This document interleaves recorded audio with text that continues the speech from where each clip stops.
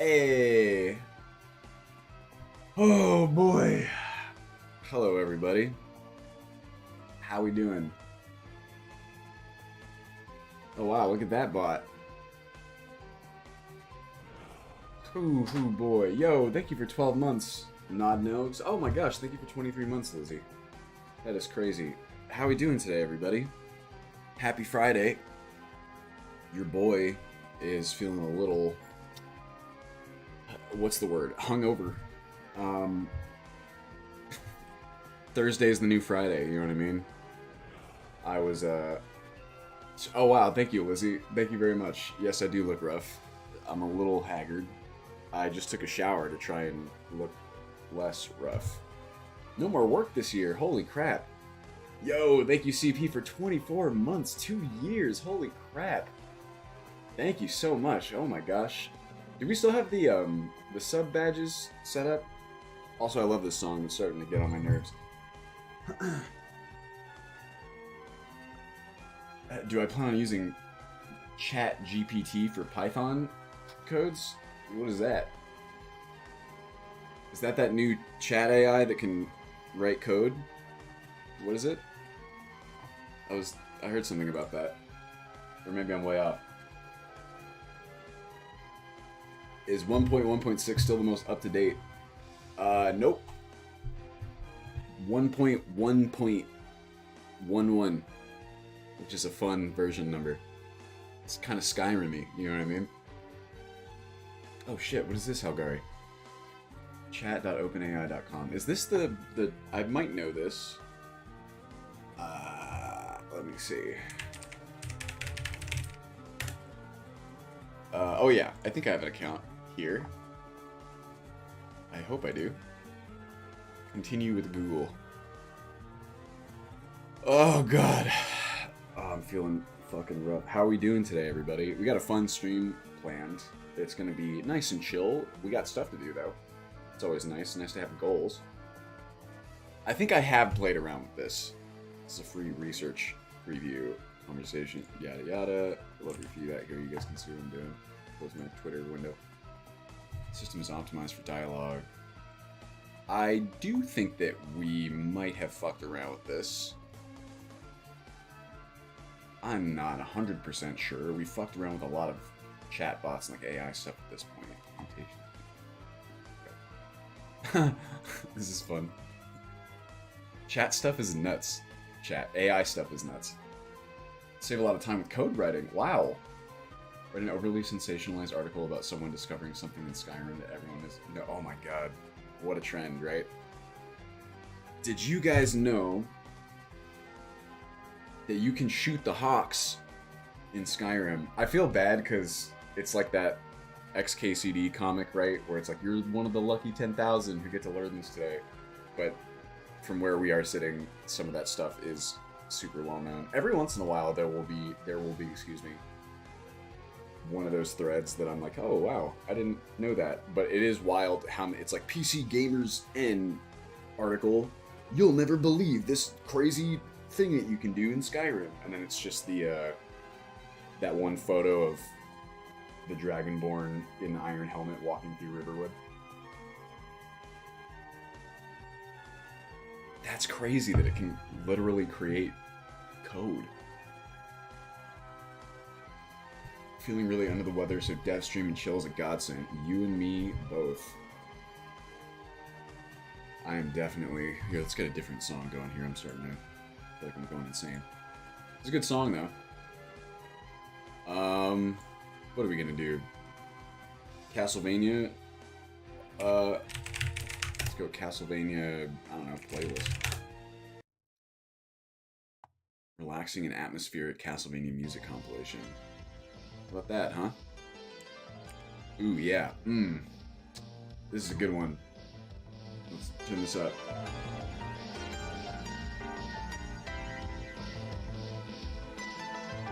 That's what I'm talking about, baby. Listen to that piano.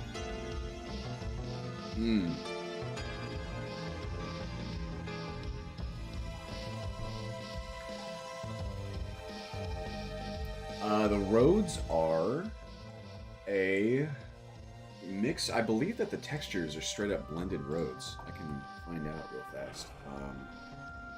Let's open up Mod Organizer 2, shall we? Yo, what's up, JJ? Thank you for 5 months. Hey, I like that. Why does my my Stream Elements activity feed not show the emojis? Did it show it as a, like, on screen? I missed that. I hope so. Some dungeons associated with a quest will obstruct you from progressing. No way! So crazy, Kenny. Did you know? What are other ones? What's some other articles that have been published of that sort? There's some fun ones. It's like, I can't think of it when I want to, of course. This song is definitely Symphony of the Night, by the way. I'm pretty sure. Like 99% sure. Oh yeah, foxes in Skyrim will lead you to treasure. That one was interesting. That one at least was, there's like a kind of a cool technical reason where, I mean, I'm probably preaching to the choir for most of y'all. Oh wait, this one's, I think this is the shot from Dawn of Sorrow. That one I guess was like, what was it? It was something about their AI is programmed to like go away or run away as fast as possible, but so it's not actually that the foxes go towards treasure. This is like a very interesting conflation. It's that something about their pathfinding, I think in trying to go away from, you know, the source of the fear as quickly as possible, they something about it has them go to areas of like a high concentration of nav mesh triangles, right? For those of you who don't know how the nav mesh works. Yeah, nav mesh polys as quickly as possible. Yes, so the nav meshes are you can think of it as a tarp that kind of sits on the ground that tells, you know, the AI pathfinding where they are able to walk. And you generally tend to have more complex, not pathfinding, sorry, nav meshing around, you know, an area where there's treasure, an area where there's like a point of interest, like a bandit camp or something. So it kind of created this scenario where it seems like the foxes will lead you to specific stuff. It's kind of like a happy accident, right? It's an issue with nav mesh at Dawnstar's museum. Oh, interesting. Port wizard stuck. Cool. That's annoying. To be honest, probably what I'm gonna do there is probably all of the Dawnstar actually is okay. It's not super performant from a few different angles, so maybe I will just kind of what I'm planning to do with all of the cities is kind of start from scratch again and then build, because when I first built them out, I knew a lot less about kind of draw calls and performance related things. I did sweep through and, you know, clean up a lot to try and reduce the performance impact, but there's still a lot of work to be done there, and there's a lot of different mods that edit the various cities, and I like the ones that add unique buildings and stuff, so maybe we'll be able to do that, and at that time I can probably fix that nav mesh issue in the meantime, but I'll probably just kind of replace it wholesale at some point. Yeah, I do believe the paper map mod was approved. That's funny, Helgari. That is, you actually could say it's not a bug, it's a feature. Most of the time, that's just a funny joke. Okay, so, before I forget and or throw up, here's what we're going to do today. Like I said, it's going to be a chill stream. I think that if I try and do anything too intense, I might actually just puke. So we're going to do a lot of mod suggestions. I can show off a little bit about what we've been working on. We are doing a lot of back-end stuff right now. I think I mentioned this. It's been a while. I've been kind of radio silent on the news posts because I've just been working really hard on freelance, and of course it's like the end of the year, and we're also doing a bunch of back-end work to kind of facilitate a much more transparent development. I don't know, I guess communication might be the right word. So, to that end, we're going to take a look at I've been messing with the website.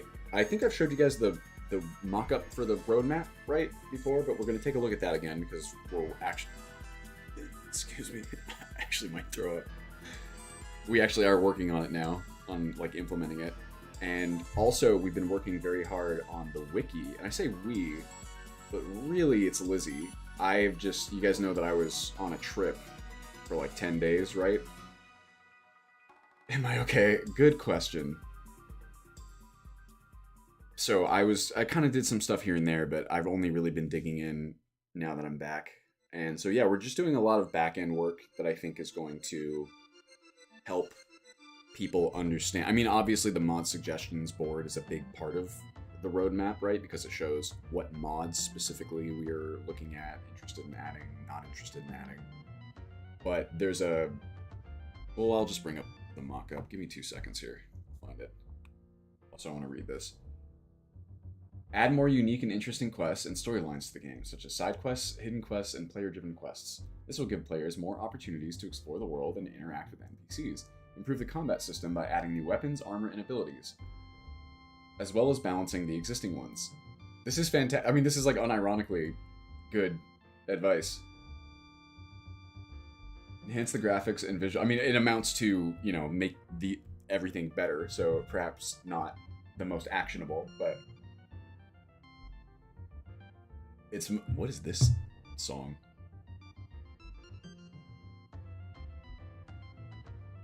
This is so funny. This is really, again, it's generic, but it's not wrong.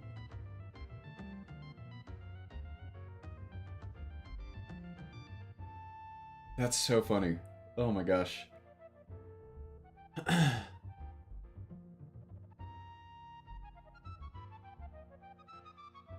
Yeah, I mean, all of that would be, you know, we're working on it.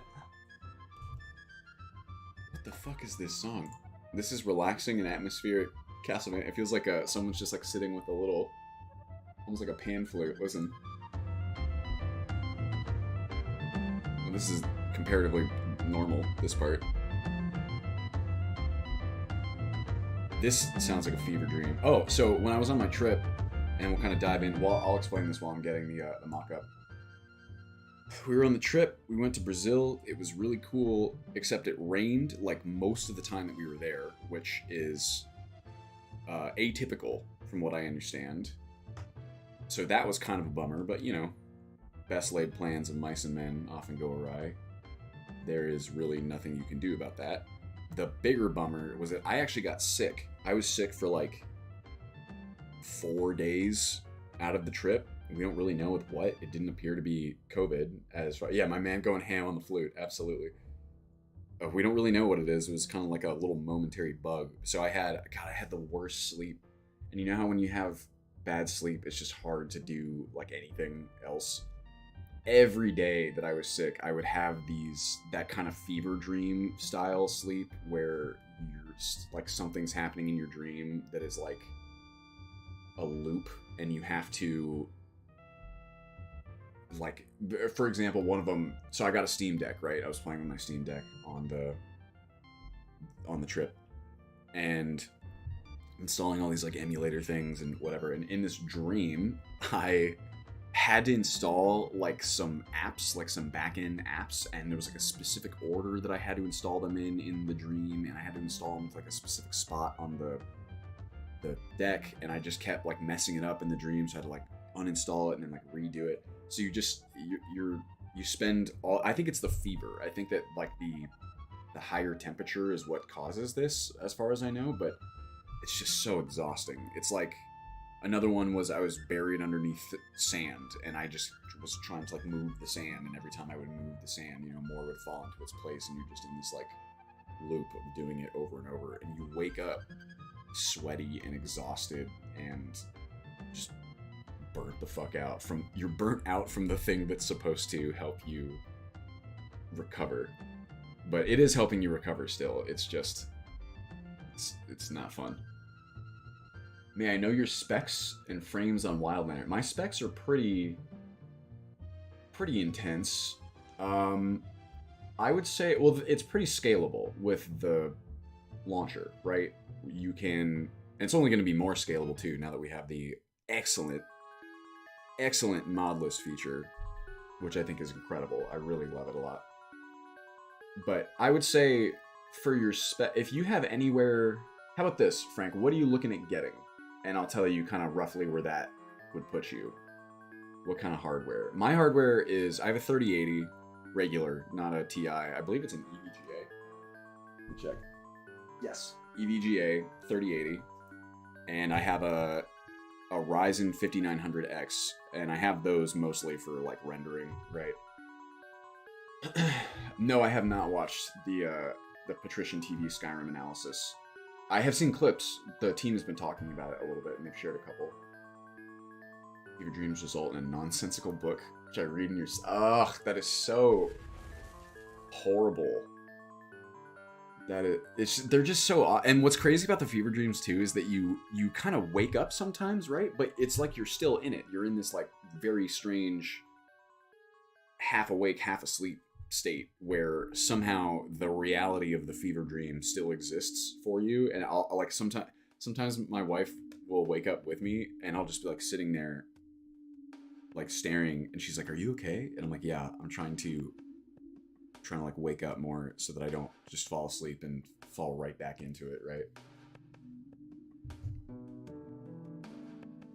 The 3600 is the CPU, Frank. The problem is I have a hard time remembering kind of where the AMD really, like, I'm so out of the CPU game that like I can't really remember like where the CPUs are in terms of power. The 3600 is weaker than the recommended 9900K. Well, so I play in 1440p for whatever it's worth. Well, here's the thing. If you get, I can't speak to the processor. If it's a little weaker than the recommended, you'll probably be okay. The problem is that even with powerful like my hardware is powerful, the way that I currently have the cities set up, you're gonna have a hard time getting a solid 60 FPS in 1440p. I usually don't get that either. You will get it probably out in the, everywhere else with a 3070 and a 3600. Oh yeah, that's the worst, Llewellyn. I had a dream I went to hell. Cool. Fever dream about adding LOTD. 2-hour analysis video reaffirming my beliefs. Yeah, sure. It's always weird to me. I feel like I watch a lot of long form content. Well, it depends. I kind of go through different phases, right? Sometimes I listen to content in the background. I haven't really been doing that lately because I get distracted really easily, as you guys probably know by now. And the best I can really I listen to music, and I listen to a lot of anime music because I'm a giant weeb, but also because I don't speak Japanese. So I'm not even, like, even if music has lyrics, I'll be, or like I listen to a lot of music like this, right? Like video game music. Oh, this is a good song too. Check it out. But so I do watch a lot of long form content, or I go through phases where I'll listen to, commentary and analysis in the background. Like I really love Joseph Anderson and Matthew Matosis and this kind of things. The concept of a Skyrim deep dive, I mean, it really could be cool. I just feel like, God, I spend so much time on Skyrim stuff already that sometimes it's nice to have a break. And also, I feel like we know Skyrim very, very well, so it's a little different than listening to someone do like a detailed retrospective on a game series that I'm only kind of casually familiar with or have not played. But, of course, I'm sure that there's stuff in there that I would find compelling and engaging and stuff. 60 FPS in towns, it's capped. I mean, I do believe Halgari would be able to answer this better than I could, because the whole, like, the architecture of multi-threading and how the stuff is processed is a problem. But I do believe that the issue is that Skyrim is still fundamentally DirectX 11, and DirectX 11 is not super great at efficiently using processor threads or cores or whatever. Oh, sorry, I turned it up because I like this song. Bring it down. Also, my voice is really low. Creators speak slow. Remember that you can speed up. Yeah, it's not even they can speak slowly because I'll just pick at a video. You know who I listen to a lot as well as like Jenny Nicholson. She has a lot of long form content, and it's about stuff that I usually know nothing about, which I find more interesting. Like, she's a big theme park head, theater head, what else? Reality TV show that she'll kind of dissect. She has a lot of really interesting hobbies and things. I really like her takes on it. Only time anything close to low FPS is in towns. Yes. So the reason for that is just it's draw calls. It's really, there's no way around it, at least for Skyrim. The closest thing that you could do, I guess, to get around it would be to use the Vulkan renderer, which I believe someone created. And it's like experimental, and I've tried it. It performs worse on average than the regular kind of DirectX 11, I guess, renderer. I don't know. But my understanding is that it's not quite as limited or something in terms of draw calls. Again, it wouldn't really matter if like the renderer isn't able to achieve the standard frames anyway. I do know that Doodles is working on DLSS right now, Tor. Doodles is doing some crazy shit. I have access to his Trello, which I believe is public. Let me double check that before I show it off.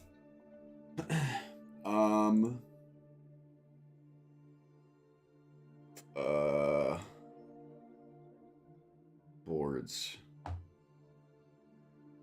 Oh, where is it? Oh, I don't, maybe it's not on this one? I don't know, I can't find it. I thought I had access to it here, but maybe it's on a different account. Either way, I could be, who knows, maybe I'm in stream remote. But yeah, I mean, Doodles has been doing all kinds of crazy shit. Let's see here. Nexus Pulsoid. Here we go. King Slime. What is this? This is a good song too. This is all of these mods trained us to recoil when you see a long video.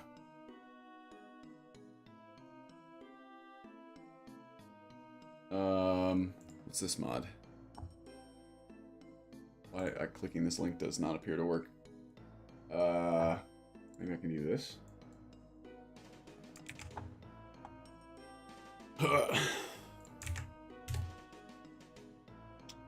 Skyrim Upscaler. What is this business? Oh, what is my notification? Scaleform translation plus plus. What is this? Oh, this must be a dependency for something. I don't even recognize this. Oh, you know what? It's probably Bill's mods that need this. Oh, maybe not. Skyrim character sheet. What is this? Ah, yes. Ah, God. This is too bright. That's been happening to me a lot lately. I feel like so many games have like transition screens, or I've been playing Hollow Knight. It's having the Steam Deck has been really nice because I think I have a hard time playing games when I'm sitting at my desk here, just because it's also the place where I work, right? So when I'm here, there's almost like this psychological association between working and being here. Also, my back starts to hurt after a while. So having the Steam Deck has been really nice because obviously if I'm using it, it's like, okay, I'm in sick gamer mode. And Hollow Knight is one of those games where I'll go through phases of playing it a lot, and I can't remember why it bounced off the last time. I guess just got busy. But now I'm above 100%. I have to, no spoilers, I have to fight what is essentially the last boss, the true last boss, and then I have to, if I want, go through, there's so much content in that game. It's really, it's kind of like the perfect game in a lot of ways. I have to go through all the boss pantheons and whatever. Which seems fun, because that game's really fun. Such a delightful game. I was playing Dead Cells. Dead Cells is great. I got a couple of emulators that I was messing around with. And I was playing Inscription. Finally getting through to play Inscription. That was cool. Speedrun achievements. That's right. I forgot about the speedrun achievements. That's gnarly.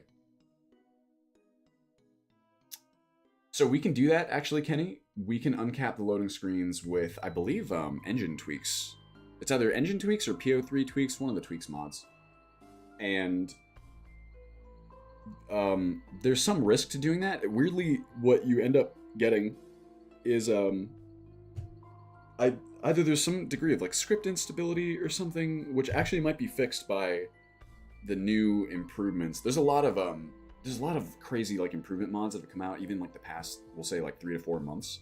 So what I'm thinking about doing is having a like kitchen sink update where we just take a bunch of the mods that we've already approved that, you know, shouldn't be, famous last words, but shouldn't be any trouble to add, and just throw a bunch of them in there, test it, see if there's any issues, and then kind of release that. How excited am I for Lucian? Oh, so excited, of course. To be honest, I have not really ever played with the... Yo, thank you for 25 bits. Solid Z sauce. I've not played with the follower mod, so I have no real point of reference. But people really seem to like Lucian, so I know that Aosana does. Threatened to kill anyone who voted for Inigo instead, and I have the sneaking suspicion that he'd follow through on it. Anyway, God, what was that? Oh yeah, so I've been playing those games, and that was fun. Oh yeah, and that was the original point, is that both Dead Cells and Hollow Knight have transition screens that where the whole screen becomes like a solid color, and it is like being flashbanged. It's just like, I think I'm just like photosensitive or something. I don't know. I get my eyes bleed a lot because I don't blink. I got all kinds of eye problems, I guess. Because I have astigmatisms, I guess. Yo, thank you for 13 months, Finn. Oh my gosh. A. Levels with you. So the problem with you can make any NPC scale with your player character very easily. The problem is that, at least in Requiem setup, that it doesn't really matter so much what the level is of the character. To the point where I actually am considering removing the level readout from the display, the HUD, because the level, at least for Requiem, and at least before we change up the skill system the way that I want to, which frankly, I'm probably just gonna have to learn how to do SKSE stuff. I'm gonna have to do that for the controls, so I think I'm just gonna bite the bullet and do it. Which will be a better implementation anyway. And actually, I do believe that Noah might be working on new actor values anyway, like on, you know, like an SKSE implementation, so I might not have to do that myself. But anyway, what really matters as of now in Requiem is perks, right? And the perks are not represented by the level a lot of the time. Sometimes they are, but other times you'll have NPCs that are either a really high level that have comparatively no perks, or the inverse. So the level's not always a good approximation of, you know, the strength of the enemies. Oh, that is a good point, actually. Level display is important for Turn Undead. It's annoying that the Turn Undead spells work that way. I was talking to my friend recently about Wildlander. That's cool, Breeze. What am I doing to the skill system? I mean, the core goal is to allow me to add more skills overall, right? Without having to use the existing skill system, and like being tied to the 21 or 20 constellations, whatever it is. But like in more depth, I've talked about it a couple of times where I want to have the skills function a little differently. I'm not a huge fan of the perk trees as they're implemented. I think it's kind of, one, I don't like the power jumps of, you know, having to arbitrarily hit like 50 or 75 or whatever and then suddenly get a new perk and it's, you know, now I'm like way more powerful, right? I like more of an iterative, what's the word I'm looking for? I guess iterative is fine. Like scaling with each level of your skill, right? Like I want each level of skill up to feel kind of cool in that way. What? Yo, thank you for 25 bits again. I had a double taked there, so it was like I thought it was the other one. So I want that kind of more progressive bonus, and I'm not, you know, opposed to having little like almost Oblivion style kind of perk thresholds where you get to choose from like a few different specializations, whatever. I think that would be fun. But I think the perk trees are kind of lame. I think that they provide the illusion of choice. You have the power jump problem, and then you have this like kind of arbitrary trees that really, it's like if you take a skill, you're always going to pick the same perks, right? So and then the main problem again is just I want to be able to have more skills. I want to have skills in like all different kinds of things. Just like so you're always progressing in one way or another. And the more skills we have, the more I can synergize it with the fun stuff like that we have planned for the character creation, right? Where you get to choose your characters like experiences and background and, you know, stuff that their vices and their faults and all that kind of fun stuff. Traits, right? So I think that's going to be cool. Yeah, magic is the worst example. Magic is the one... Magic does not scale very well. Or at least the spells by default don't scale well, which I think is kind of lame. So there, you can see how these different improvements kind of all feed each other, right? So improving the magic system and tying it into the skill system, I think is going to be a lot of fun. Just giving people more kind of a... What's the word? Making your spells not feel as lame as you can... I feel like it's the opposite of what you want, right? Like, you want your spells and your I think all of your spells should be tools that continue to have use as you level. It's not fun when you kind of out-level certain spells and just feel like it's pointless to use them. That's not very fun, I think, for anybody. Yeah, I am excited about Sanguinari. I'm a little worried about it, to be honest with you, because it's very ambitious, right? It has so much described on the page. And I've never tested it myself. I don't know exactly how or if it all works as stated. And I noticed on the page that it's certainly the most compelling concept to me of all the vampire mods that I've seen. I noticed that the author listed something to the effect of like they're working on like a revamped version, which is always a little bit concerning because it's like, okay, well, is there something in the current version that it doesn't work, or maybe it's just that it doesn't work quite the way that the developer would like, and that's why they're going to re-implement it or whatever it is. I don't really have the answers to those questions. I reached out to the author to see, basically to ask those questions and see if I could kind of get a sense of both where the current mod is at and if they still plan on making this, you know, revamped version. And they have not replied. That was a long time ago, so I doubt that they plan to reply. So I'm hoping for the best, but, you know, I definitely also have backup plans. Yeah, sometimes. I mean, that's like the Enai. A lot of Enai's like revamps, quote unquote, are like pared back versions of the more extensive mods, right? Which can be good, can be not quite what we're going for. Magic's kind of pre-50 scrub, post-50 I'm a biotic god. True. Alright, anyway, God, I'm here to chat with you guys, I guess, primarily, so it's not a big deal, but I really do get distracted, don't I? Alright, so let's take a look at the roadmap mock-up, shall we? So I can show you guys kind of what's gonna go on. Telegram? Let me see. No. Discord. That's where I have it, I think. It's over here.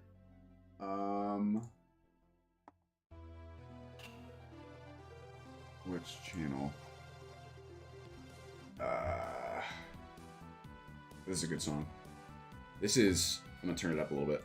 Remind me to turn this back down, because I'll forget. This is Portrait of Ruin? It sounds like Portrait of Ruin to me.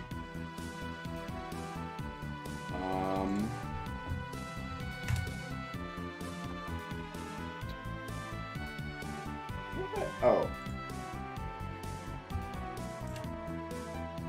Does search not work when you're in streamer mode on Discord? That's weird.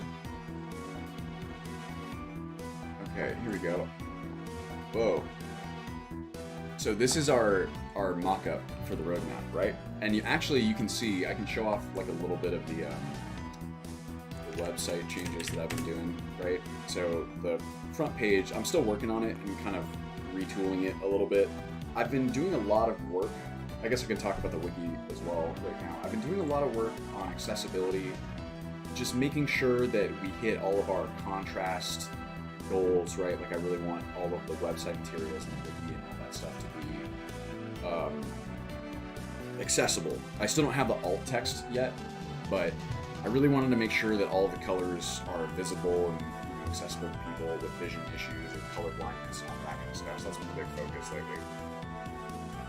And just because we're already kind of going through and adjusting various things anyway, so probably gonna make this text maybe a little bit smaller because it's quite big right now. I already made it a little bit smaller, but we added more. What's it called? Added more testimonials down here. I replaced some of the old ones that actually, like a couple of them were from back in the Ultimate Skyrim days. But yeah, this is kind of I'm preparing for the roadmap. You can see it's like very similar. The roadmap is here. Close this out. So this is what the roadmap is roughly going to look like. I'll zoom out a little bit so we get a full view. What we don't have pictured here is that obviously the mod suggestions board is a big part of the roadmap, like I said earlier. I'm going to explain kind of, because the Trello board, the difficulty is that there's not really any room to kind of explain how it works. It hopefully is intuitive enough to just kind of look at, but I know it's not for a lot of people. There's a lot of users, a lot of sick gamers out here who have never worked with a Trello board or a Kanban board before, so having a little section where I can explain how to navigate that, I think is going to be very helpful. Also, I took a lot of time to make sure that the Trello board and suggestions all have like color-coded labels that have specific meanings, so I'm going to explain that on here, and I'm also going to tie those colors in with this kind of mock-up that you see down here. This is a little bit different from what we're likely going to do, but fundamentally it should be the same. The idea is that we'll have, like a release with these little twirl down like sections that contain the features, the big things that are going to be in that release, right? And just they kind of get their own little featurette and explain a little bit about it, why it's cool, what it's going to do, and how it changes the experience. So there's that section, and then I would say arguably the more important section is going to be this like future releases section, because this is where I plan to put all of it's almost like it's part roadmap, part development manifesto, right? Because like you're gonna have sections that say, let's say vampirism, you have, I don't know, magic improvements, combat improvements, right? Each one of these will get like its own twirl down, little, I don't even know what to call these, little twirl down is fine, I guess. And it'll be color coded, same way as the mod suggestions board. And it will generally just have we get a lot of questions, repeat questions, as you can imagine, just because, we don't really have a solid, accessible source of truth for people to find the answers to these questions themselves. Some people aren't going to read it anyway, or they might not know it's there, but I think ideally, if you have what's it called? Like how we have you have a link in the header of the website that says roadmap. I do think that's pretty, solid as far as directing people to something. Most people, I think, will go and check that out. Oh, sorry. Thank you for reminding me to turn down the music. I told you I'd forget. Maybe I'll just leave it where it is. But some of these are jams, you know what I mean? So yeah, down in this future releases section, you will have, and then of course, like one of the best songs comes on right now. You're just going to have a bunch of little explainers that talk about what we want to do in each section, right? Like what we plan to do. So for example, if someone comes in and says, do you have any plans for vampirism? What do you plan to do with vampirism? We can go, if you check the roadmap, you'll see like a little section on vampirism. And hopefully we can even like hot link it too. That would be really nice. I'll see if I can kind of code that in as if it's really, doesn't really take coding. But yeah, I think that this will help a lot for just helping people kind of understand where we're at, because I think from our perspective, or at least my perspective, you have this kind of developer view, and of course I have all these ideas in my head, but again, they're not written down anywhere that anyone can just kind of find them and acclimate themselves to what the plans are and when. So I think this is going to be really solid. Alongside this, we are also working on the wiki, which I can show off right now. Corresponds. All the colors are kind of unified as well. Let's see. So this is still very much a work in progress. Lizzie has been migrating all of the content that she and 3D and the other users have put on the other wiki. This is a really cool, it's almost like a GitHub overlay, I might say. Yeah, we is a generous term. I've started working on it now. I've been doing kind of some of the, basic design stuff and colors and things like that, but all of the content I had nothing to do with. This is completely them. As of now, I mean, even the only content I'll likely be responsible for a long time is like, I don't know, structure or moving things to wherever I want them to be, because as Lizzie will tell you, I'm famously picky about weird things. I don't think they're weird, but I think some people might think so. I'm obsessed with UX. I'm obsessed with intuitive user experiences and really trying to get in the brain of users who don't really understand what the hell's going on with any of this stuff, and just kind of helping guide them into, an easy experience. So yeah, I think this is going to be really cool. What was the reason I wanted to come over here? Something related to the roadmap. Oh yeah, so the roadmap, the wiki, these are very important parts of the meta experience, you might say. This will also be where we include the customization resources, just stuff to help people kind of patch their game for when we open up the official, unofficial parts of the community where people can kind of tweak and add and hopefully publish patches on the Nexus that will make it easier for us to integrate mods, right? So for whatever it's worth, if there's a mod that you would like in the experience, and it's been suggested on the suggestions board, and we've approved it, and it's going to take some legwork to get it. Either it's approved or it's needs further assessment, and the needs further assessment is like, this is going to take a lot of work. I'm not sure if we can do it. Yo, what's up, Michael? How you doing? Then we will be much more likely to include it, I think, if we can get help, just because we only have so much time, right? So yeah, that's kind of the plan. It's all of this is just, again, part of an initiative, you might say, to help the community all kind of have a source of truth that, how do I put it? Just helps everyone kind of be on the same page, I guess. We'll have resources that have answers to questions. We don't have to spend a bunch of time answering them ourselves, ideally. Of course, if people read. But it's also, I think this kind of thing helps because let's say that someone either doesn't read resources or just often doesn't know that they exist. When you have stuff like this, when you have a wiki and you have these, the roadmap and suggestions board, and these are well-known commodities within the community, you might say, it makes it a lot easier, I think, for users to just, someone comes in and says, hey, does anyone know what the plans for vampirism are? And a user can just go, oh yeah, here you go, it's on the roadmap or it's on the wiki. It helps us be even more efficient with our limited time, right? I'm doing very well, man. Hope the same to you. How you doing? Must swap video to YouTube in bed. Oh, gotcha. Yeah, this is a really cool... I meant to reply to something. Is there a sub badge in Discord? Oh, can we do that? Are there like Discord integrations? This is definitely a... Is this Order of Ecclesia shop? Whatever. There's so many good songs in this series, I swear to gosh. That was another thing that I thought of too. So can we do Discord sub badges or roles or what, Twitch integration? Okay, cool. I'll take a look at it. In fact, let me write that down. The other thing that I wanted to do, I was like, I couldn't believe that this never occurred to me before, but can we add emotes on Discord related to roles, or like role specific emotes? Because then we could basically do, like, y'all know how one of the best things about being a Twitch sub is that you get all the sub badges and the emotes from the streamer, right? I was like, we could do the same thing with like a Patreon role, where someone's like, they're the Patreon role and they get access to limited edition emotes to use on the Discord, right? I thought that would be fun. And again, I don't know how it's such a basic thingy that's so precedented on Twitch. I don't know why I never thought of that. Maybe it's not possible.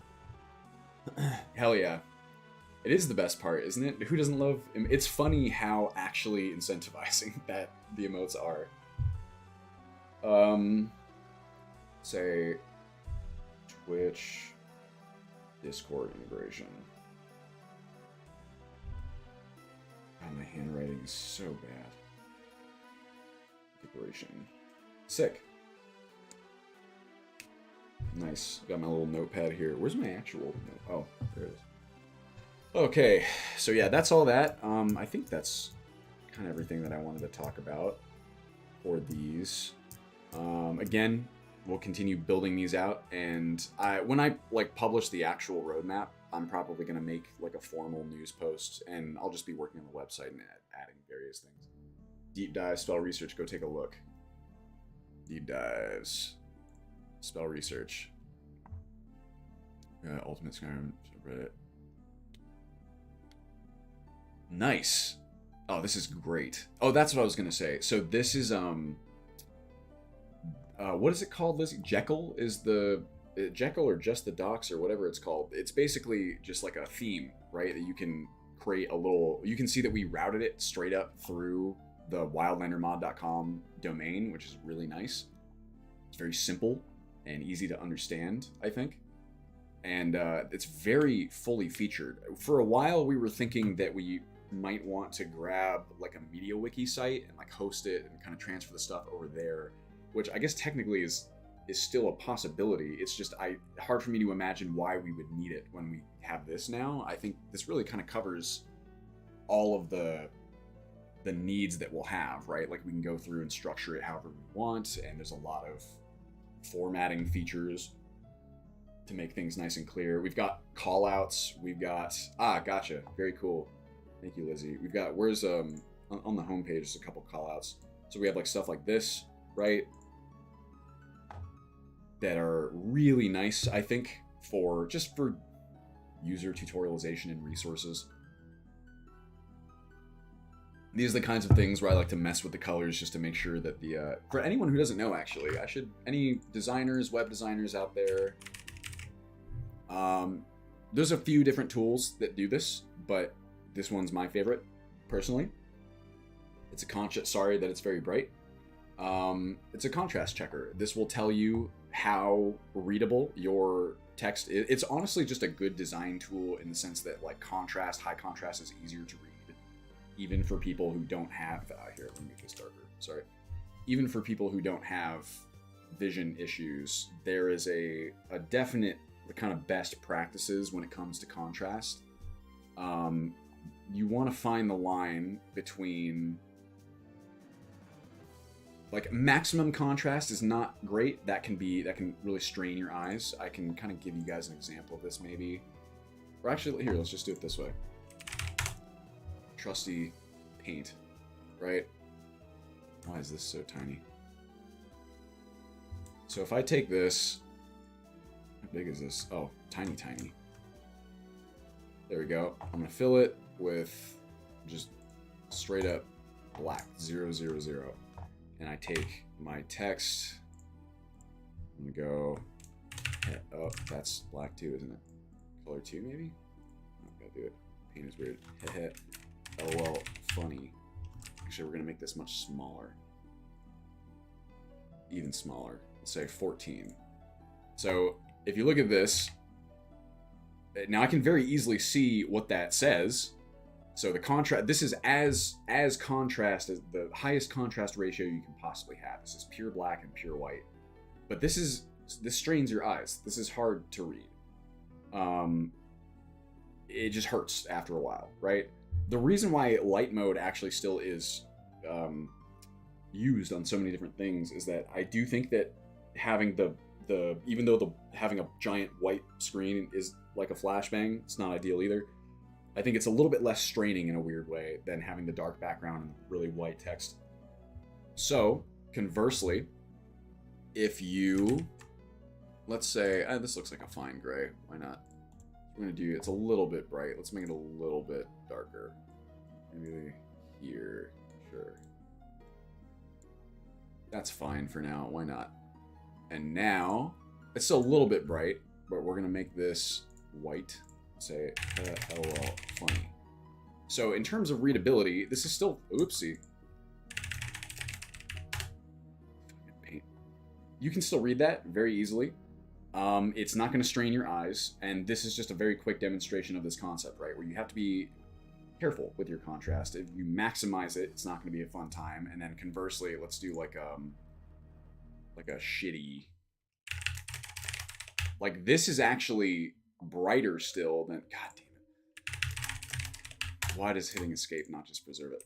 This is brighter still even than some of our color scheme, but you can see that this is pretty tough to read. This is not good.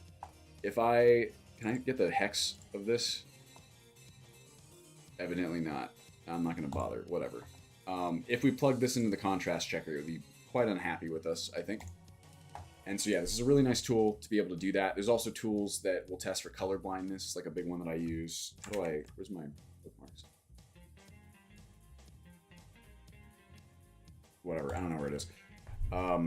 There's tools out there for color blindness. It's really just a good idea to manage this stuff if you're designing anything. So I made sure that, you know, all of our callouts and our colors and whatever are super when it comes to contrast checks. This one's tougher. The links are probably the biggest issue. The problem with the links is that you want them to be a certain color. You want them to be kind of saturated. And the more saturated you make something, the lower generally the contrast rating becomes. Because again, pure white is like the highest. UI designers use a green and red scheme. Yeah, no kidding. We've run into this ourselves. I think I mentioned how the first iteration of the Ultimate Skyrim guide website was you had like required mods and you had optional mods, and the required were like blue and the optional were kind of actually a very similar kind of purple pink. And apparently for colorblind people, it was just hell. And that was before we had it. Like, it wasn't like a CSS class that we could just like very easily edit them all to change them. So I had to go through and change every hex manually, which was not fun when there was like 350. But you know, if people can't use it, and the point is to have it be usable, you gotta fix it. All right, so that's pretty much all that stuff. If Lizzie, you're around still, I think that covers everything, right? Did I forget anything? We got wiki, we got roadmap. All right, well, you heard it from the lady herself. Let's do some suggestions, right? Now, we got how many user suggestions? That's a lot. Man, it's okay. Well, we can do the user suggestions. We can go through some of mine. I've just been kind of slowly making my way through here. Some of these are quite old. Maybe it's more fun if we do the user suggestions, I would say. Orientates light on moons to show a singular light direction. Oh, interesting. That's weird. Oh, fading signal. Cool. Oh, the road assets. Yes, absolutely. Thank you for reminding me. The road assets should be... There we go. There. Oh, I missed it. Okay, so blended roads, bridges 2K. I'm assuming. Texture, meshes, landscape, bridges. Bridge 01. Oh, this is just bridges only. Blended road. These are just the meshes. The textures aren't coming from here. Road 3-way. Or are they? No, they're not. This is just virtualized. Well, let's open this up, shall we? And we'll see what the texture is. Road 01. I don't know why I wouldn't remember that.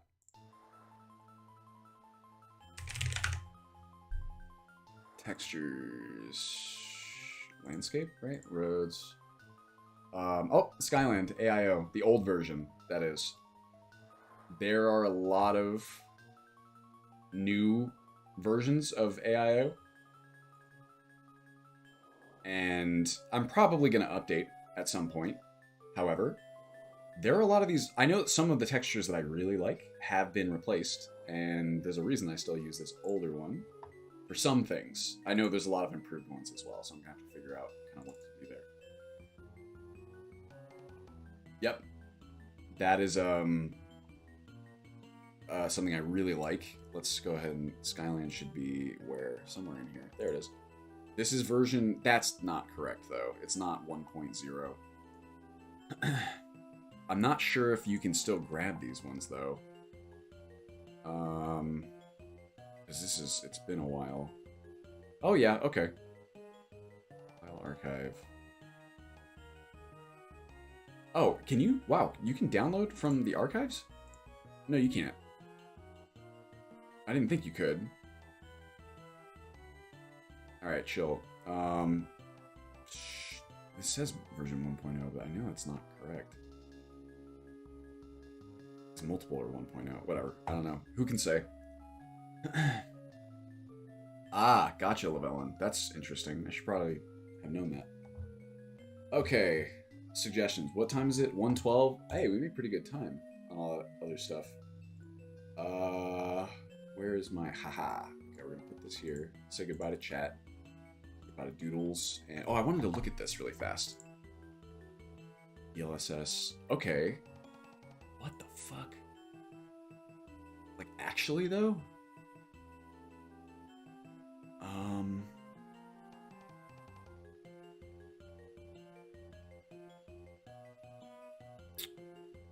Interesting. That's a problem. Oh, okay, it still doesn't work with ENB. That's the catch. Still use DLAA. What's DLAA? Anti-aliasing? Yeah, gotcha, Lizzie. Unless Boris changes... Oh, is this a, Is this a Boris situation that we have on our hands? What's going on here? Maybe I shouldn't ask. Maybe I'll just go and do... I'll just do my own research. Boris promised to implement it. Gotcha. Yeah, see, this is beyond me, that's for sure. Now, this is shaders and renderers and... Ah, deep learning anti-aliasing. That would be cool.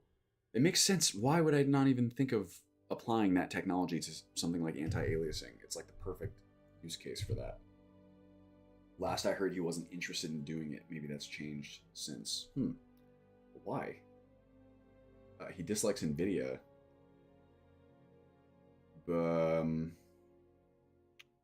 Oh, I guess if it's, yeah, if it's only like an NVIDIA feature, then maybe it's annoying to do a bunch of work for only a limited, I mean, probably the majority of the market base for ENB, but he'd rather do his own upscaling implementation. Okay, well, I can't speak to how difficult that would be or what it would entail really at all, so no opinion. This is cool. Bugs 3, why? Always be wary with the bugs tab. Most of the time, not all the time, but most of the time, and it really depends on the type of mod, but there's a lot of, these plugins dependency must mean data. A lot of the time, you will have bugs that are not actually bugs.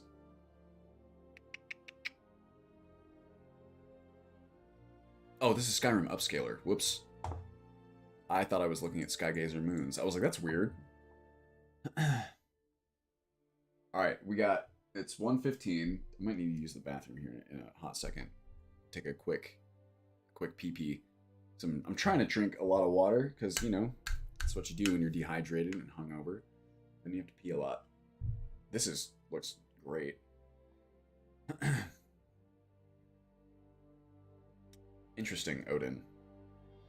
You do actually use the 1.0 version? Oh, well, there you go.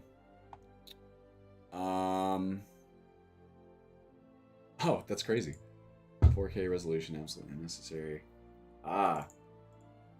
Okay. Yeah, this is, I guess, not new. I thought this would have been new. This looks really nice. I love fading signal stuff. Make the vanilla moons very bright to emulate glow. You're experiencing.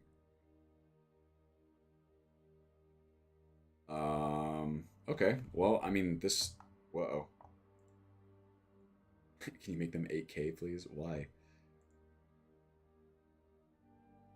What you can? I mean, it depends. Um, I would say this is approved, assuming no issues. Looks snazzy, and we're gonna add to be environment visuals. Nice.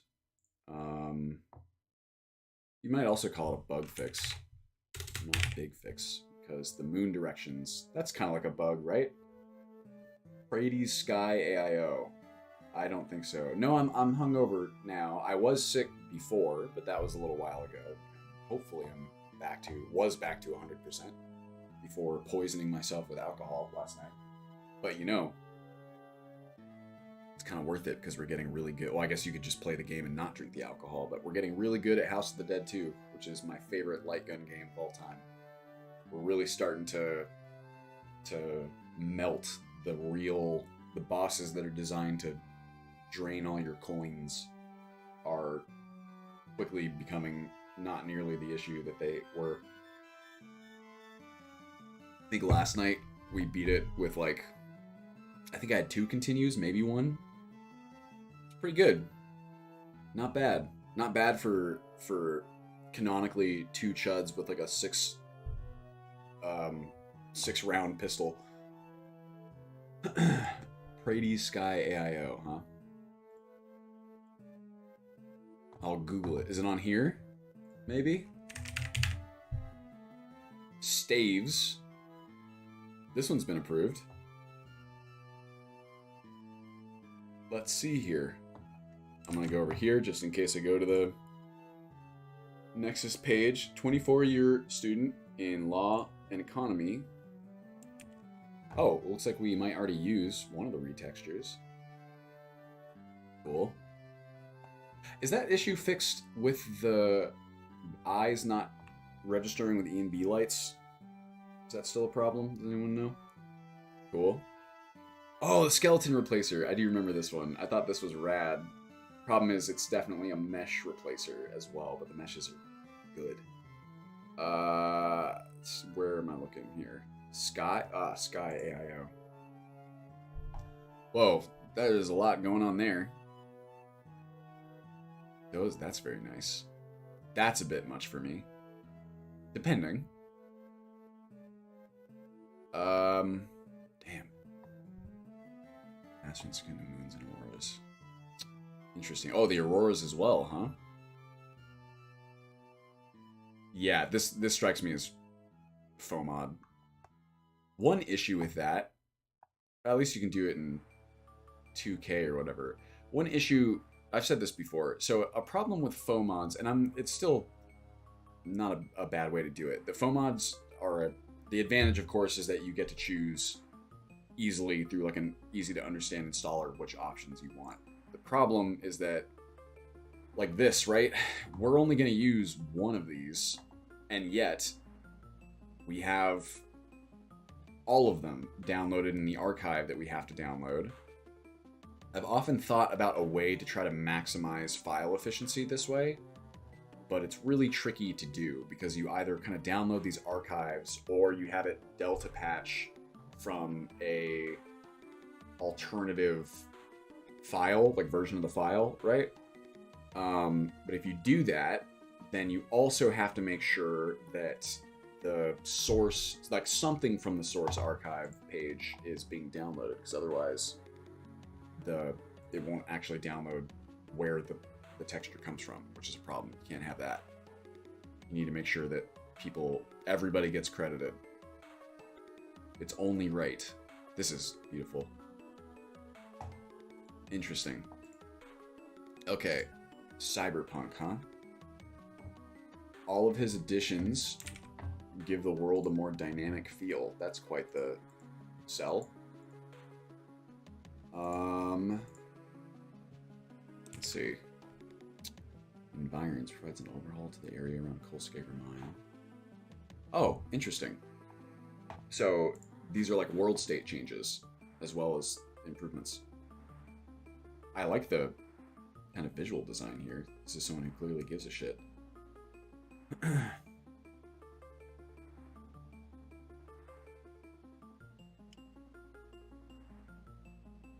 Life will return to the... Oh, look at the little pup. Huh. That's pretty cool. I like that a lot. Very cool. Okay, I like this a whole lot. Watchtower doesn't stay broken. Oh, interesting.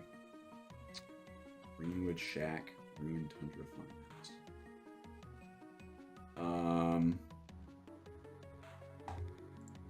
Say approved in a sense. These mods basically add world. Well, how do I do it?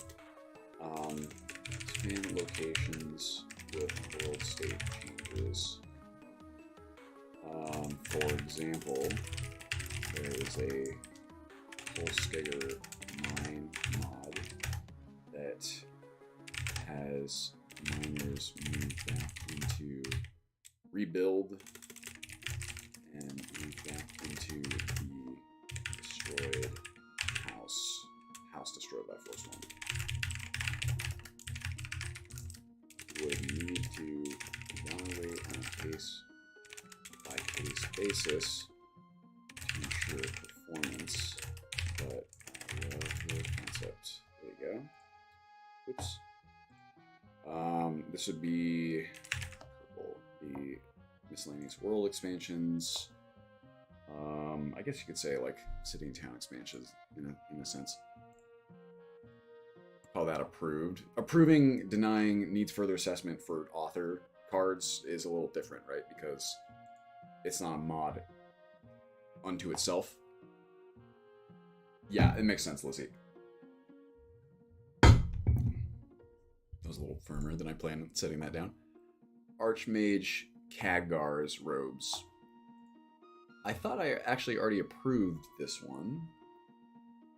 That looks like World of Warcraft. John Skyrim. Ah, it is World of Warcraft. There you go. Maybe that was just subconsciously in my head. I would say... Did I not? Is it approved already? Khadgar.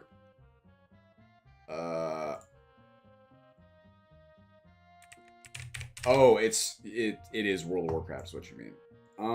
I would say approved tentatively. Looks a bit WoW to me, but it's also very high quality and I think it will be a good fit. This would be new items and remove this one, and I think that's it. Call this one approved. Hey, we're getting some approvals. Yo, what's up, John Smith? This is not... You're not... It's like, John, I've known you for a long time now, I feel like, at this point. You're not John Skyrim, are you? That'll blow my mind. The third.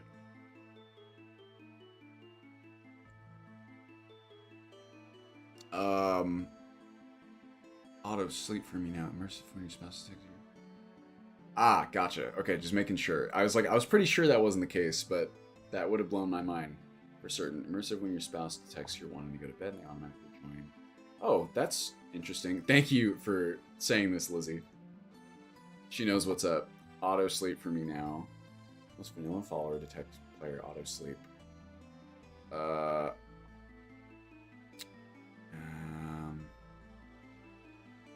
Okay, let's check. I'm gonna turn that. I do like that song, but I just don't want to get demonetized. He's naked. Not quite.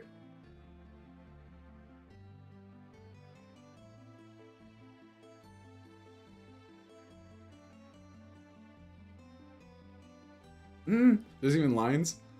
Are those vanilla? Oh, wow. Look at this. Wow, it's quite close. Good thing carriages don't go anywhere. What an asshole. It's like, alright, see you later. I mean, that's pretty cool. Again, they do seem a little close to each other. I'm gonna call that one tentatively approved. Say approved tentatively. Looks like the models might be a bit close to each other. A bit close to each other. Closer. But whatever, who cares really? Some cool additional reactivity.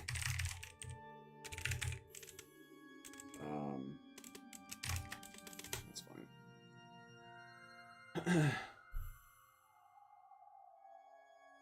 Oh, interesting. Snuggle season, yes. Jay's new mod. Which one, Monique? I've been kind of out of the loop for the past couple of weeks. Maybe like a dialogue expansion one that I saw the other day, perhaps? Called this one AI Reactivity in Dynamic World. Assessed and approved. Wow, we're getting a lot of approved ones. Thalmor lines. I have to assume someone has suggested it here. Safe assumption. What if I search Thalmor? Oh, really? J.U. Legend. Oh, I guess not. Let's see here. Go Thalmor J. Serpa. Here we go.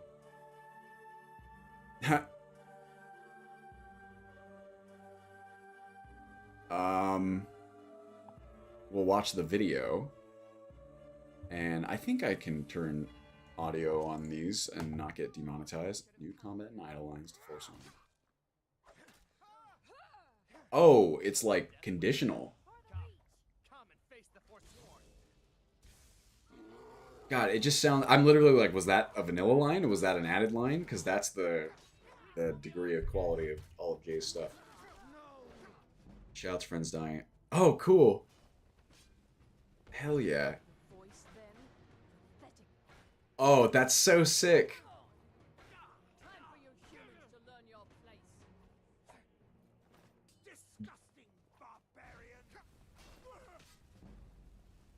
Is it Neurelian? No. They die too quickly. Maybe I'll try and hold off next time. Give me more of a moving target. Good practice. Wow. He should have drawn it out some more. He deserved a slower death. Are you kidding me? Did you really think you could interfere with this and not suffer the consequences? I wonder if people really do that. IRL. Thalmor would, for sure. Arrogant pricks. That is so cool. Filthy Nord. Soon you will all be slaves. Pathetic human. An archer, eh? Too easy. Oh, damn. So sick. God. Jay. Alright, well, I think we've seen enough. This is I'll add a card myself. Say add card. What's it called? Very cool. Forsworn and Thalmor Lines expansion. Forsworn and Thalmor Lines expansion. Adds many reactive and conditional lines for Forsworn J mod. Approved. You know it, baby. We're gonna call this one, I think, new writing dialogue VA, and also I'm gonna call this reactivity. This fits reactivity for sure. Very cool. Very cool. Sick. Wow. I mean, that one doesn't quite count as an approved user suggestion that was already there, but still an approved mod. Double beds for spooning. Fully clothed but in underwear might be better to evaluate this off stream. Ah, okay. I'll do it on stream, but I'll do it off camera. How about that? What do you guys think? Mm, yeah, this is definitely a good call to do off camera, I'd say. Double beds for spooning. Um, Mesh replacers. So how does this work? Choose a sleeping position from the download area. Double bed spooning DAR for random animations replacers. Okay. Um, it is okay. So basically, what this does is it makes normally, I guess, the double bed sleeping both characters like pretty far away from each other, and this one has them move closer. So this is probably what we were seeing a second ago, and that's really cool. It's like at least having like a DAR version. Let's see, double bed spooning. Let me see here. Is this also already in the suggestions? Uh, Maybe not. Yeah, why not? Yeah, the marriages do seem a little sad, don't they? We'll get that, and we'll get John Quell's um marriage mod. You guys see that one where you can get married in different locations? Very cool. Spoon. Wow, lots of spooning. I imagine these suggestions are all from the same user. So I'm gonna say, is this is double beds for spooning like a replacer? Um, 3 additional spooning animations provided by this guy. Requirements double to get narrow gap meshes for bed and animation. Okay. Um, we'll add this one as well then. Say double beds for spooning. Say approved, assuming no mesh conflicts. Also adding, or also approving, I should say, the DAR add-on randomly chooses between various cams. Cool.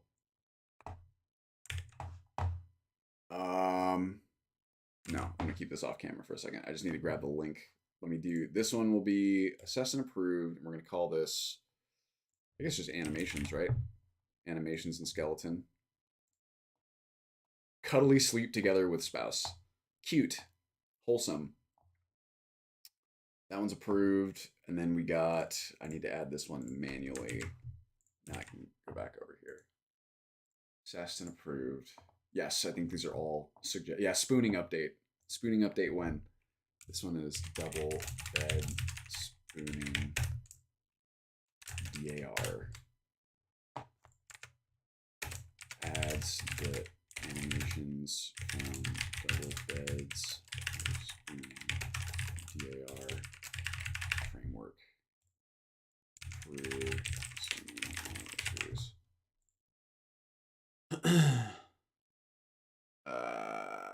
Animations and skeleton.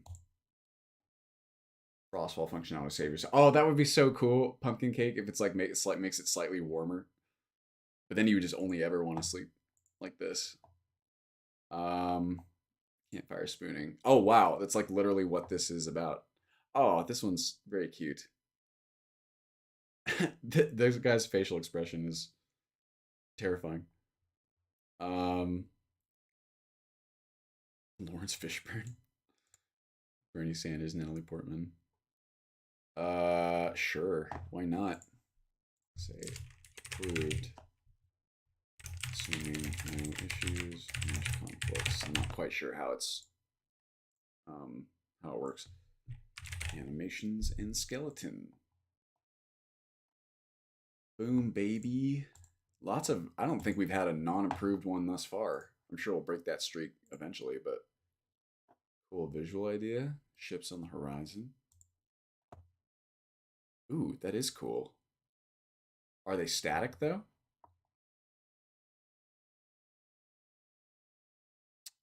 Looks that way. Um,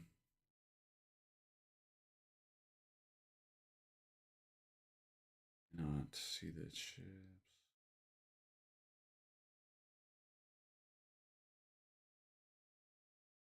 Uh,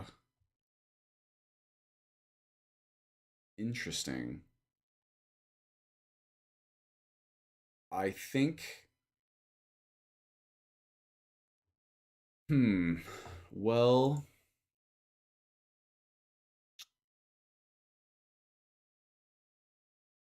I think. Yeah. Um.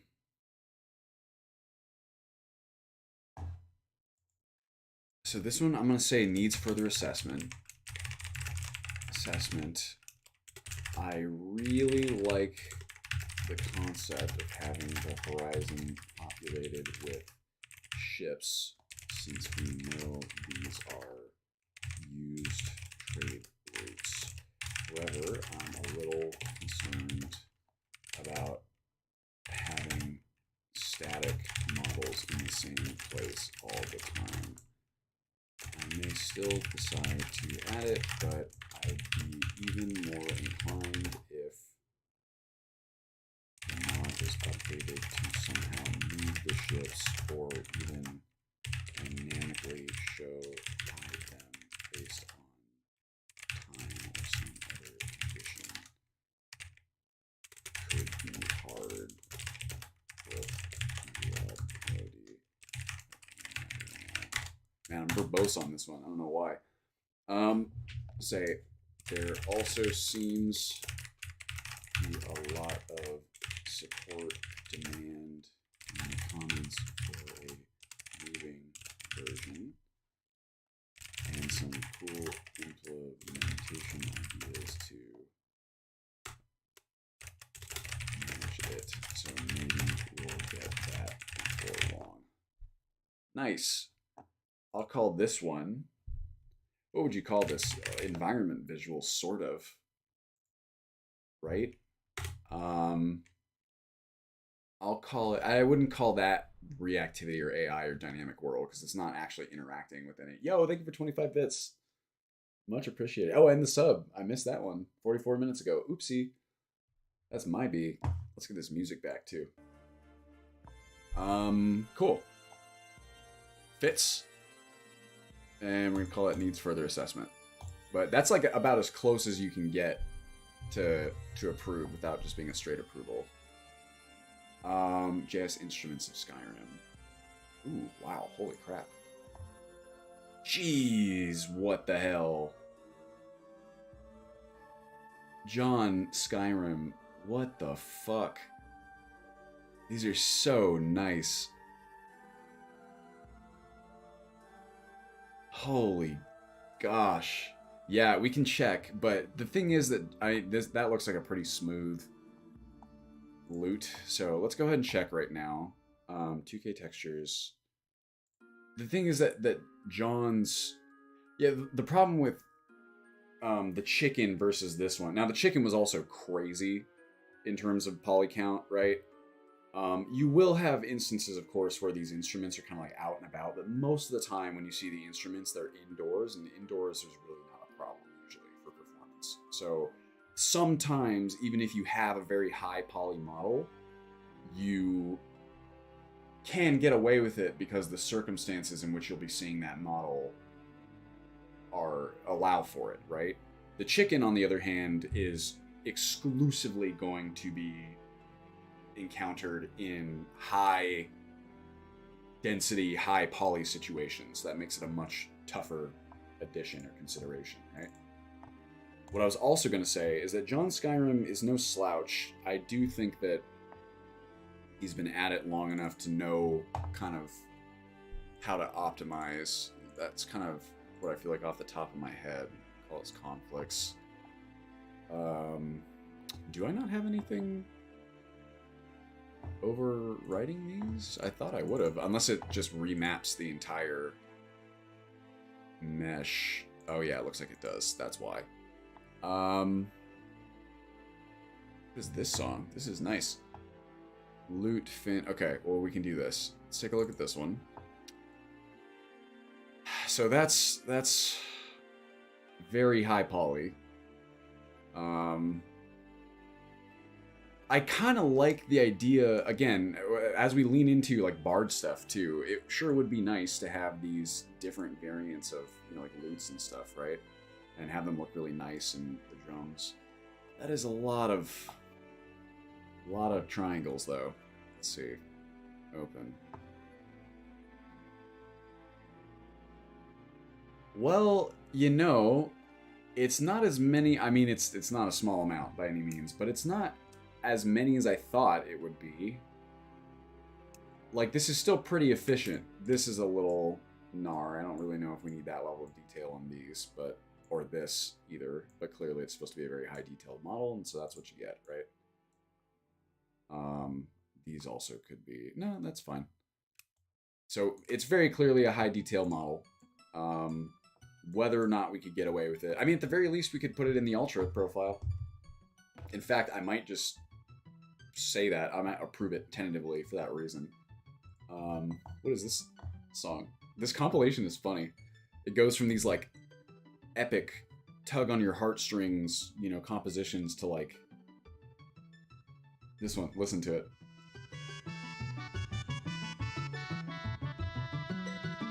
It's almost like Final Fantasy.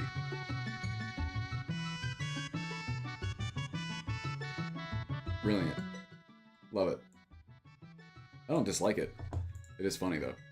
Alright, so that one was like, what, 9,000 poly count? Let's see if we can get a loot in here. Loot. No, not texture. Meshes. Anim objects.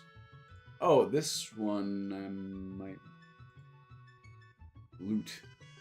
Shit. Oh, okay, well, so it would have just been there, then. I straight up don't have a version of this to check. I'm pretty sure it's tiny, though. If I have it, and it's not replaced, you know, by it's the vanilla BSA, it's going to be comparatively few. I guess we can check. Why not? You guys want to check? This would be what? Clutter. Let's check. For fun, because we can. Because we know how. And just for curiosity's sake, right? You should always feed your curiosity. Not always, but most of the time. Go here, stop game, go into our data, probably in this one. Clutter, here we go. Oh, what was it? Instruments? Imperial, fuck, I forgot the file path. Clutter common. Fluck. Here we go. Give me a loot. Give me the loot. Gimme. Extract that to my workshop folder. This sounds like Dawn of Sorrow.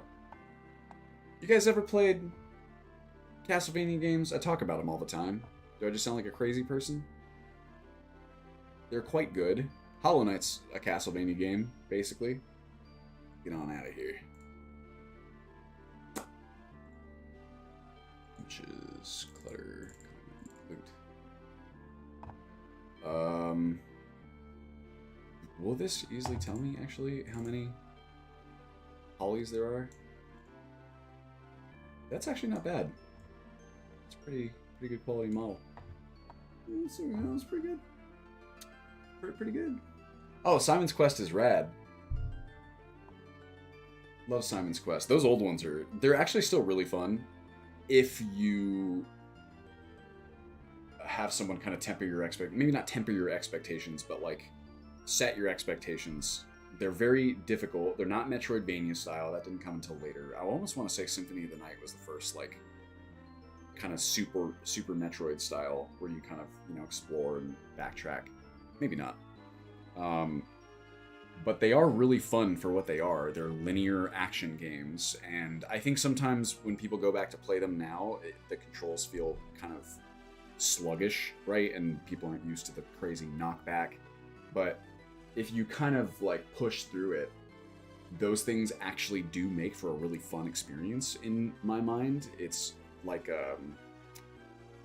it's hard to explain. It's like by the time you get a few levels in, you'll know if it's the kind of game for you and if you find it fun. But for the people for whom it is their kind of game, it is very fun, despite it being, you know, very old.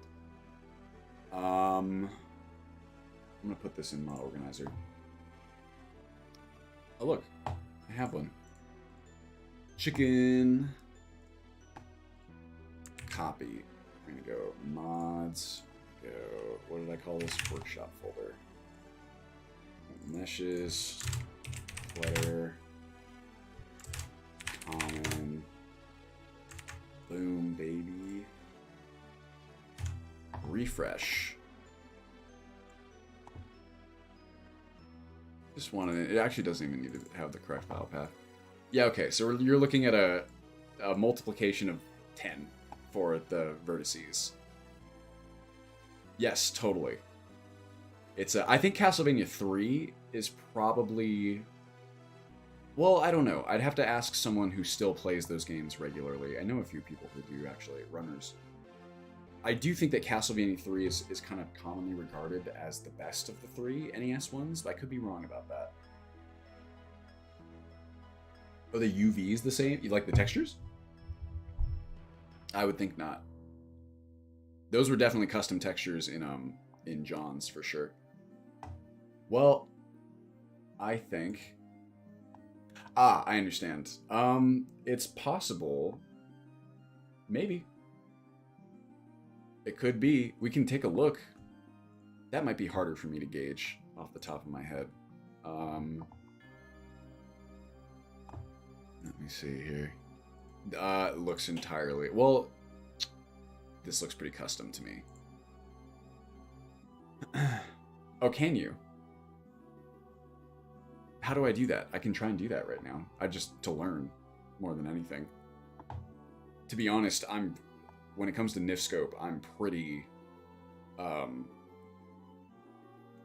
unfamiliar. I only know how to do very, very basic stuff. Okay, let's see. Letter, comment, loot. I'm gonna loot. No, I want to open it properly. Right click. Like the model? Texture, edit UVs. Okay. Now let's open up this bad boy. I already have it open. Looks pretty different, I think. I don't actually know how to tell. Off the top of my head, that looks pretty different. Oh, edit UV. Or is it? Oh, can I only do that one window at a time? Is there something that will... Oh, I guess just... Maybe they're buried. Nifscope. Yeah, there it is. I feel like it does this. Dude, I've been looking for... I used to use my friend's .edu, right? And I got like a Adobe discount for a long time, and I can't remember why it doesn't work now, but it doesn't. So I'm just out here paying buku bucks for several different things, I guess, that have student discounts. It would be really nice to get 3DS Max. Or even, I guess I could get, like, Blender. People like Blender, right? I feel like a lot of people use Blender. What's the common... What's the latest knowledge on 3D modeling programs? Maybe, what's the other big one? Well, I guess Cinema 4D, but that's for kind of like animating in 3D. I guess it's probably just a 3D modeling program as well. I don't really know, to be honest with you. Second Life. Let's just go into Second Life and model our 3D stuff in there. Like the good old days. Skyrim workflows use Blender 3DS. Gotcha. Next 2017 when you have not up in the newer stuff. Gotcha, thank you. It would be really fun to kind of dive into that. That's probably like an area of game dev that I know among the least about. Or like, I know about, like I have knowledge on some things, but the prospect of making the models and textures from scratch is not, it's not something I've ever done. Using a Nintendo handheld is hardcore. Gotcha, Odin. Why, I wonder what the deal is with NIFs in general. Like, I wonder why Bethesda went with this proprietary kind of model type. I'd be curious to know. I have played Valheim. I saw that there was a trailer. Oh shit, was that the the spicy page? It'll be fine. Technically not safer, or safer word. Say approved tentatively. These are incredible models and textures that are about 10 times the vert count of the original models. 900 to about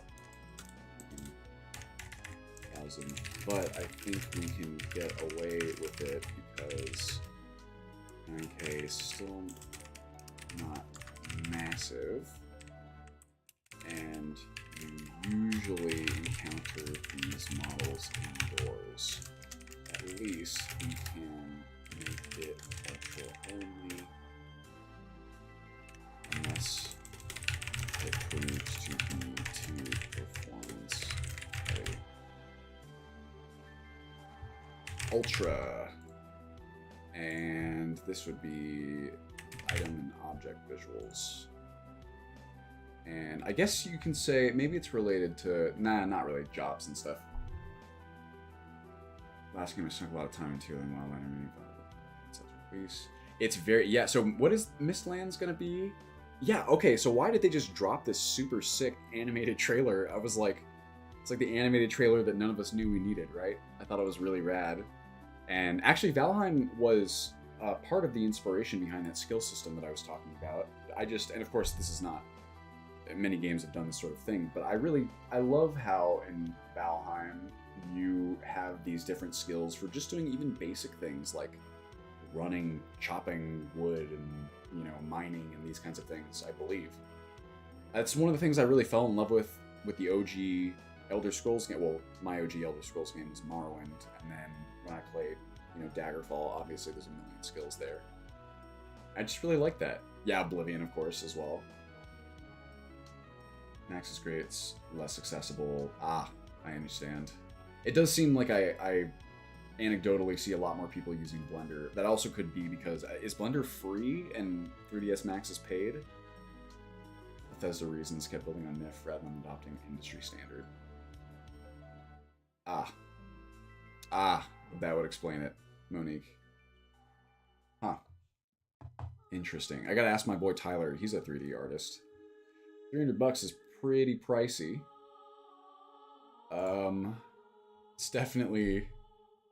Is that the... I'm assuming it's a subscription model. If so, is that the annual cost?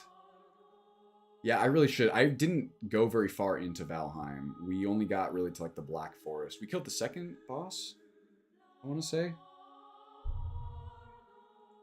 What's the second boss? Maybe you can pay $1,200 for like a permanent license. Oh, that's right. This is, I believe there's a resurgence of dynamic, immersive, seriously dark dungeons. Oh, maybe not yet? I feel like there's supposed to be. Am I crazy? Ah, gotcha. $1,700. Well, yeah, I guess, I mean, $300 annually would have been more than that. $225 a month. They have to be, like, targeting what? Like, I can't even say targeting enterprise at that point, because I imagine there's a lot of individual 3D artists, but probably they want enterprise companies that, you know, are paying for licenses for their developers. That's what I would guess. I don't know how commonly, like, purchased it is. Yeah, studios, that's what I would guess. Free is a big discount as far as student discounts go. That's crazy. Okay, so I could swear that either JB or somebody else was rewriting DISDDISDDDD with like a different methodology because this one has problems. Am I crazy? Does anyone know what I'm talking about? Maybe, here, let me Google it. Say, dynamic, immersive, seriously dark dungeons.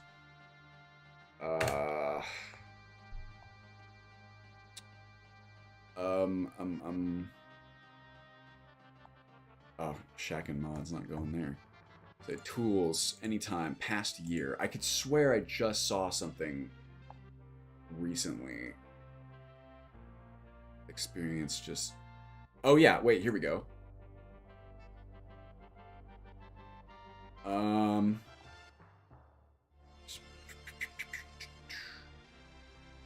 This is cool, actually. I knew a lot of people... God, flashbang myself. A lot of people were waiting for an update for Experience. Very cool. I really need to revisit, just to look at Experience. for inspiration. Max is generally the go-to for production, not for everything. A lot of studios run on Max. Oh, Maya! I forgot about Maya. I wonder... They're the same company? Oh man, well, there you go. That's a good way to ensure that no matter what, you've got the market share.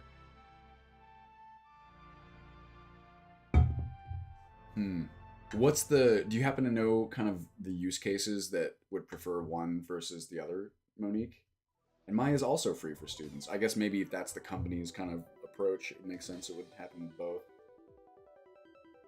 Ooh, we got, what's it called? Not Luna Ascension. Neon what? Neon Universe. Neon Genesis Evangelion, of course. Very cool. Oh. Settings loader. This is a jam.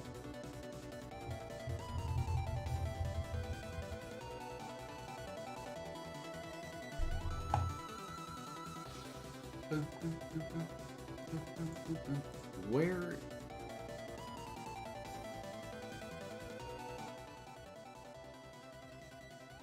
Huh, gotcha. Where did I... Dynamic. What the heck? Didn't we just see... It says, the author of Dynamic Immersive Seriously Dark Dungeons is making another rewriting. Oh, it was a thread. Okay, well I should just search here in Skyrim mods. Dynamic... immersive. I'll apologize there. Maya seems to be more feature heavy, funny enough. Can use Maya well. 3DS Max. That was very different. Ah, gotcha. Thank you, Michael. That is... I know that, So I know that Tyler, my boy, he was... It does seem like sometimes... I guess I would assume that, you know, a lot of these programs would work similarly, excuse me, to each other, but also that's not necessarily a safe assumption if someone has an idea of how to do something differently, right? Like, I know that my friend Tyler has worked primarily in Cinema 4D for most of his 3D kind of animation career, and he was really strongly considering getting into Octane for a while, because the Octane renderer is really crazy.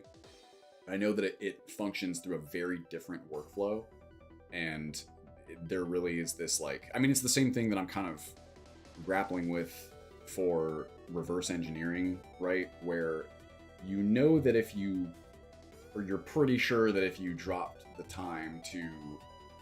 Or spent the time to become familiar, you would have so many new kind of options and cool things to do and cool opportunities. It's just that time requirement, right? And it's like, where's the inflection point where it's worth spending all this time to learn a totally new workflow? It's always a tough call to make. Oh, Octane is just... Maybe I'm thinking of something... Maybe not Octane. There was something like some other node-based 3D animation software. But I could be misremembering. Something. Maybe it wasn't Octane. I know it was something. Author Dynamic. This is what I saw. Houdini? That one doesn't sound familiar to me, but it could be. I certainly don't know. Basically, the purpose of this one is to...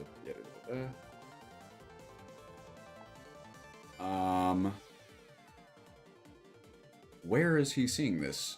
Or they're seeing this? Not got a lot. Recently, the author is posting the post section of his mod. Oh, okay. Well, geez. I should have thought to check here. Rewrite. Synthesis mutagen patcher. Sick. Yeah, this was a big problem. And for some reason on SE, it was like broken when it wasn't wasn't broken, excuse me, on Legendary Edition.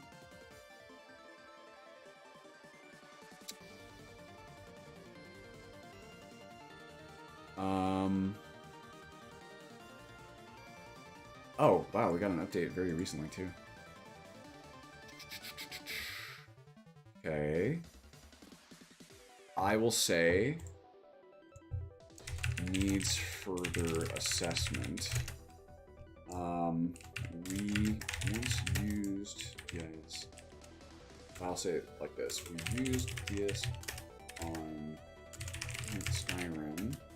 We're trying to use it with Wildlander 0, but the SE version suffered from some bugs and instability.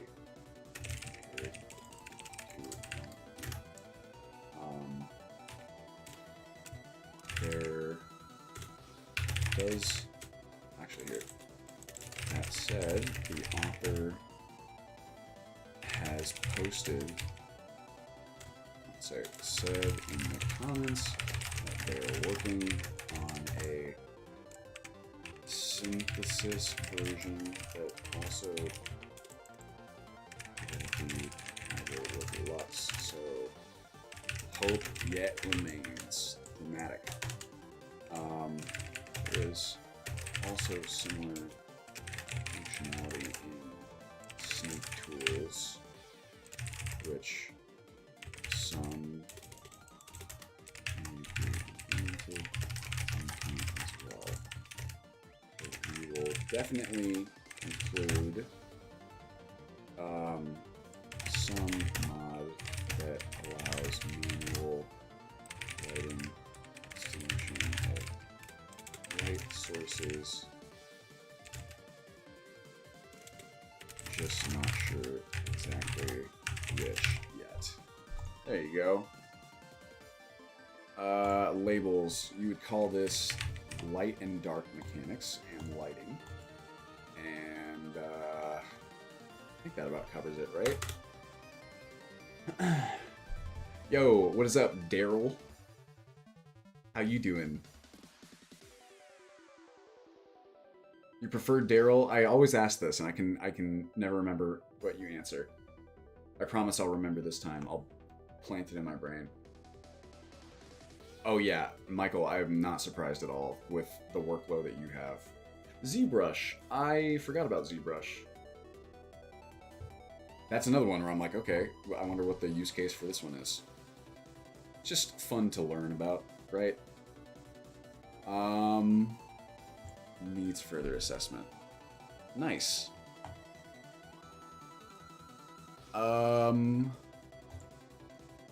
Whoa.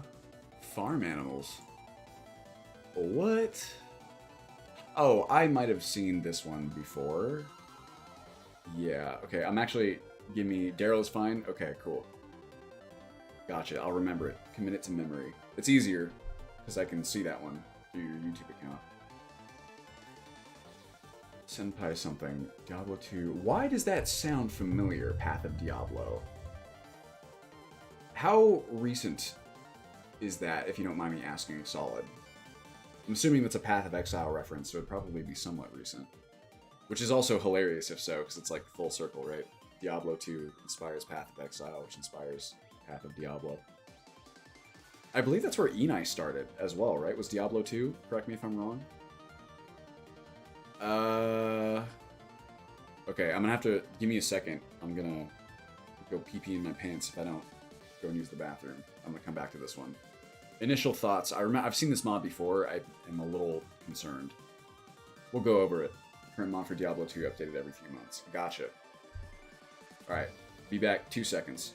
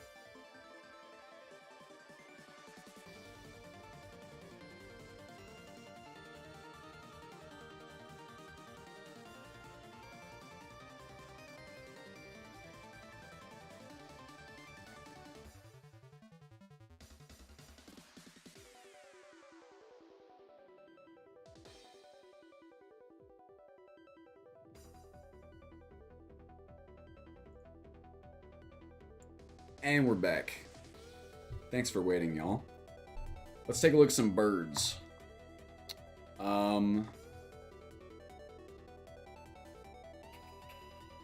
Ooh, sounds too. Wow, there's a lot going on here. Pack goat, you have 4 companions in dialogue. Oh, and it even includes a pack goat. You don't place many of these animals in the place you want. Repopulate Skyrim with farm animals and birds. What is this all about? You can get a pack goat. That's cool. You can ride a sheep. I feel bad for that sheep. Some of these models are a little questionable. My bigger worry is the introducing a bunch of new actors, right? Yo, thank you for 3 months. Just a guy talking. Oh, also these are old run mods. Or this one is anyway. Let's see. User file 363. My gosh. A motorcycle. Sick. Oh man. Well, hold on a second. Let's see here. Player animal count. Oh, it's like its own proprietary follower system. There's a lot going on here. Locations of the rare birds. Cool sounds. So I like that there's all these different animals. This does strike me as a kind of a compatibility nightmare. Or this is the perfect kind of mod for what we discussed earlier, where it would just take a lot of patching. And also, again, some of these, like that model's not good. That looks like a stuffed version of whatever kind of bird this is. So I'm not... The things that I like the concept of a pack goat. I like the variety. I like the idea that you can kind of get farm animals, right? Because that's an important mechanic that we're currently needing to fill out more. I'm just not perhaps convinced that this entire package will be the best for our purposes way to implement it. Maybe, I don't know. Well, I'm going to mark it questionable. I'll explain why. It's very cool. And first I'm going to add about 1 billion labels. We got carry weight. We got farming. We got, what else? Hunting, kind of. We've got, you could say, alchemy. Or maybe, it's not like an alchemical mechanic. Say new creature types, new items. We've got, what else? Sounds, audio and visuals. Or sorry, audio, sounds, and music. It's quite extensive, the scale of this. What else? I think that's about it. And we'll say questionable for our purposes. This is a very extensive mod and definitely cool, but I think it would be a very large effort to patch and balance. Or I'll just put Hunterborn, Alchemy, etc. Let's see. And also some of the models are a bit low res.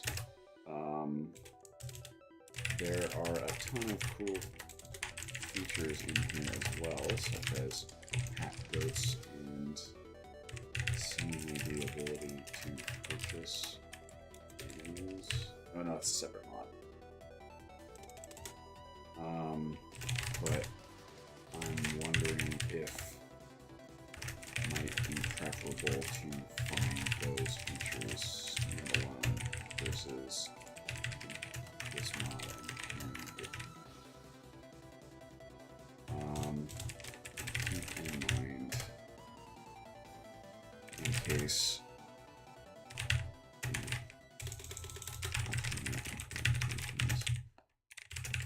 I'm really torn on this one.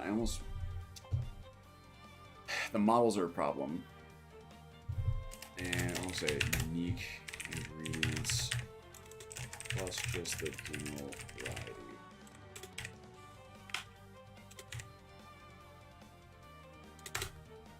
Maybe let's check this too. Requirements. Mods requiring this file. Is this a Chinese translation? What is this?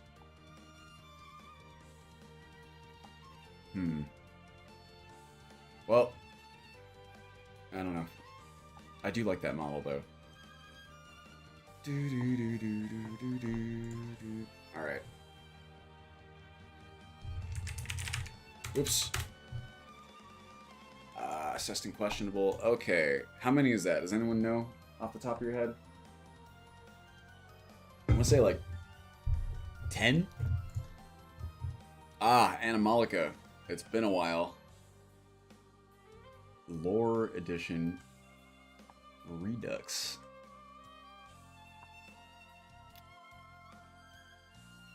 Wow. Lore Edition Redux. Look at these animals. Good guess, was it 10? Nice. That's how you're keeping track of this so accurately, Lizzie. Go concerning Sky Test. I actually was thinking about animals yesterday. Is there... Like, is Sky Test still really the only solution out there for... I know that there was, like, Wild World or something for a little bit. There was, like, an AI animal AI mod. And I remember that one had some sort of, like, issues, like, crashing. But I'm wondering... Animals, wolves... Oh, it's the lore edition. Oopsie. Let's see here. Oh, I'm gonna yawn. Excuse me. Look, it's baby. 100 new animal species and subspecies added to the leveled list. I almost kind of want to, like... Hold on, maybe there's some other ones here.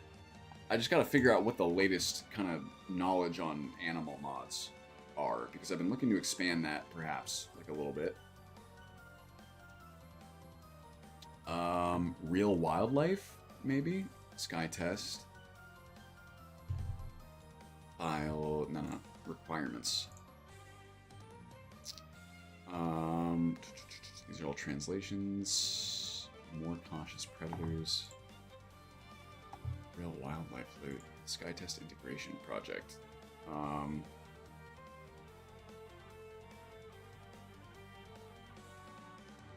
Oh yeah, is that so, Odin? You can share it here too if you want, or if the filter will let you. I don't mind. I love when people share what they've been working on.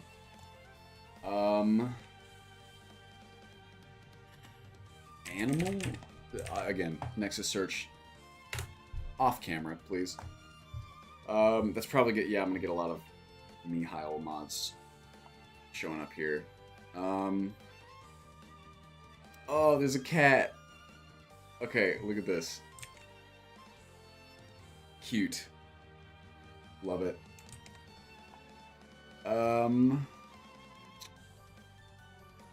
Well, new animals for SeaWorld. SeaWorld.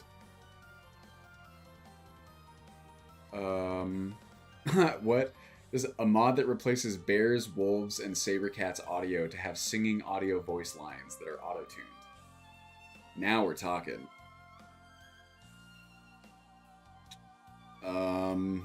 I'm getting a lot of Mihail mods, which are cool. No animal loot. I'm looking for AI stuff here. LAX animal and creature revamp. Excuse me. Animal followers. Rare animals overhaul. What if I search, like, let me see. I'm gonna search Animal AI mod Skyrim SE 2022. Oh, okay. There's a Sky Test 2022 Redux. Let's see here.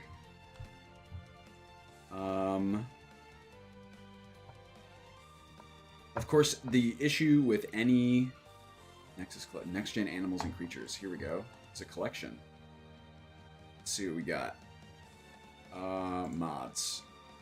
A lot of Mihails in here. Bird and chicken nests. Corpulent trolls is a great name for a mod. Corpulent is a great word in general. Ah, gotcha. What have you been working on?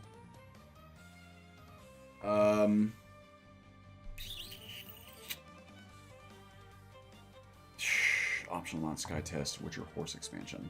Alright, let's take a look at this. So this mostly seems like an asset replacer.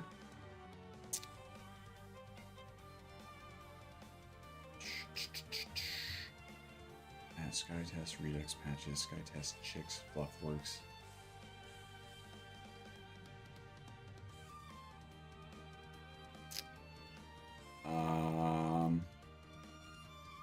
Am I crazy that Cactus wolves are always running away from the player? Scared of dangerous monsters.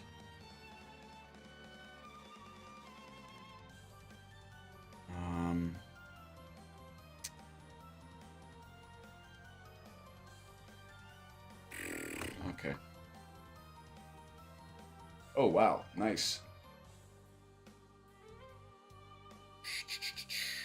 Requirements, I'm assuming it needs, yeah, Sky Test. When's the last time Sky Test got updated? 2021. That's way more recently than I realized.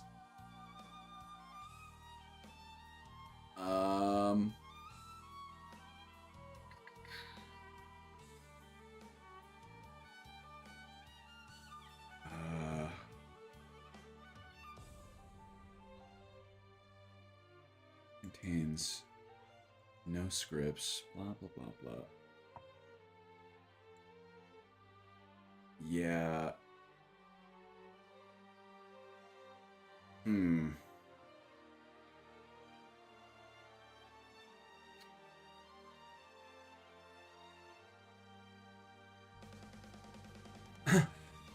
This has happened to me before. Moving, wow, how did you do that? Moving lights like in-engine lights? I mean, I'm assuming. Versus ENB lights, I mean. Yeah, this has always been a problem. So I don't really know what to do here. What was it called? I think it was called Wild World. I want to check on the latest here. Wild World Skyrim C mod. Yeah.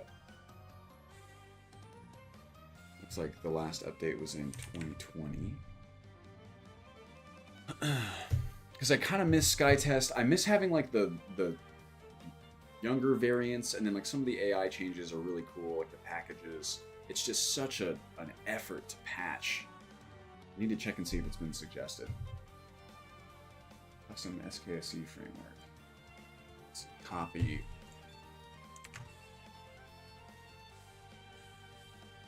Yeah, definite source of several crashes, Wild World. Whoa. That's not, and that's different than just the flicker, right? I mean, it looks like it to me.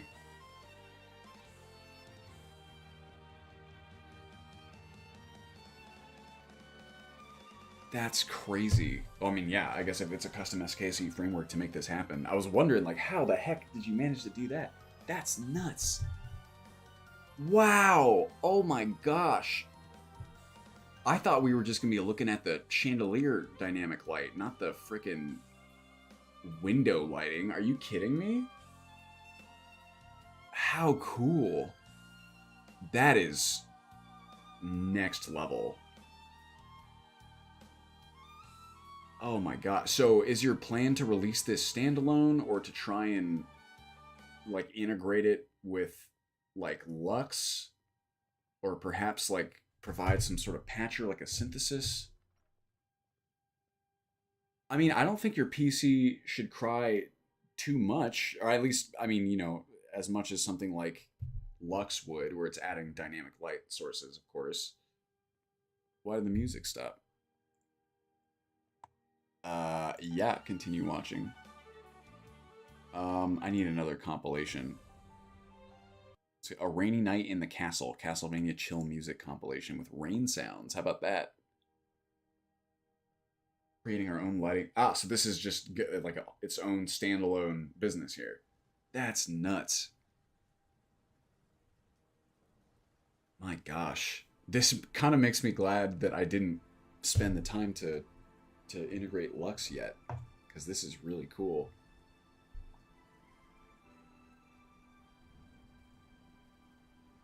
Yeah, I can tell it's with no ENB, which is nuts. The idea that you can get it looking this good. Why is it so quiet? There we go. Yep, isn't that how it always goes, Elroy? Dawnstar Barracks. Very cool. That is really rad. Okay, Animalica. I don't really know what to do with this.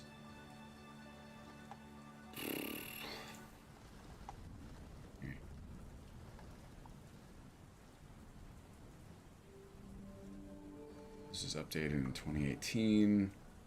Boars, prehistoric cats, big cats, gazelles, much more. Rhinos. And what is the lore version? Get rid of all these. Wild World.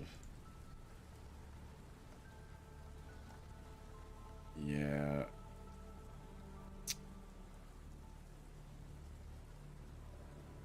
New cloud system, huh?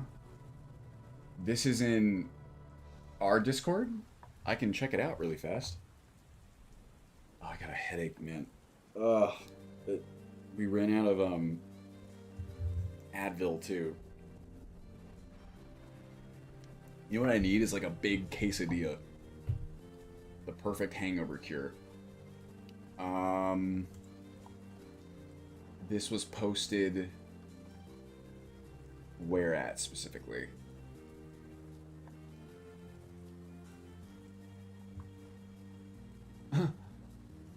Screenshots.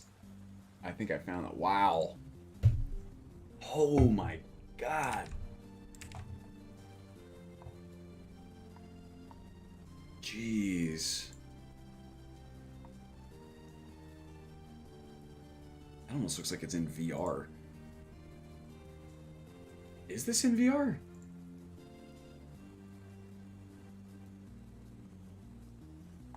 Dang.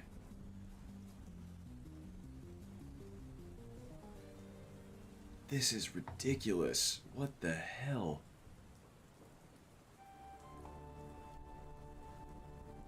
What's going on here? That's scary. Gotcha. Yeah, that color range is wild. That is beautiful. Looks fantastic.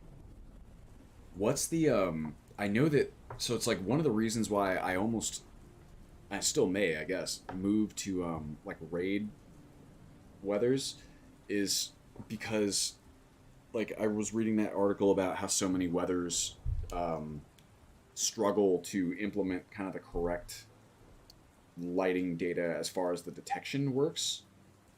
And that always has me, like, freaking out now. I know that Cathedral's, like, okay as far as that goes, but I've always been... It feels very important to me that you have, like, you know, like if it's... You have a weather, like a foggy weather that makes vision much harder, it obscures your vision, then, you know, the detection is not as intense. It's not even actually just the ENB that, that causes it, I don't think. I think it's just native. I think that there's a lot of... and it could be because... Maybe it's ENB in the sense that the authors are creating these weathers specifically for an ENB color palette, and so perhaps to get the color palette or just the, you know, we'll say the visuals they want, they're having to crank up certain things that affect the detection adversely. So it could be in that sense, but I wouldn't be able to answer super specifically.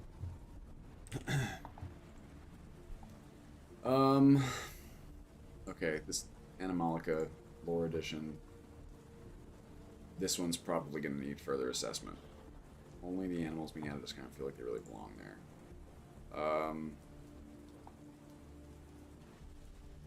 Excuse, real wildlife improved. Are these also just models? Real wildlife.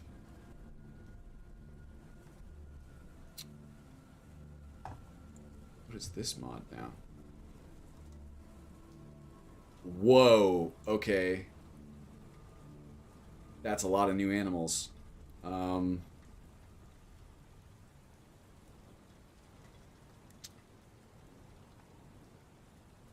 Revised AI. Okay, so here's some degree of AI change.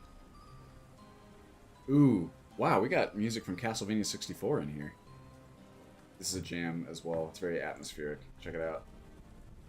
Any progress on the skill system? Not directly, Angry Boy. As in, I'm not, like, coding it, building it right at this moment. Posted say use lore-friendly one. Yes, I did see that. It's like, So the problem here is you have a lot of different mods that are kind of touching the same areas, but also kind of not. And so... Oh my god. 50 variants of spiders. Wonderful. New diseases. Age and disease-based variants. Okay. So it's not... This one's not really like new... whole-ass new animals, right? It's probably taking the existing models and making them... It has like the cubs. Yeah, so it's just like a scaled-down kitten. Scaled-down, thingy. This would be extremely time-consuming to integrate with Hunterborn. So probably this is not what I would add. It's like partially there. Cross Troll Mother.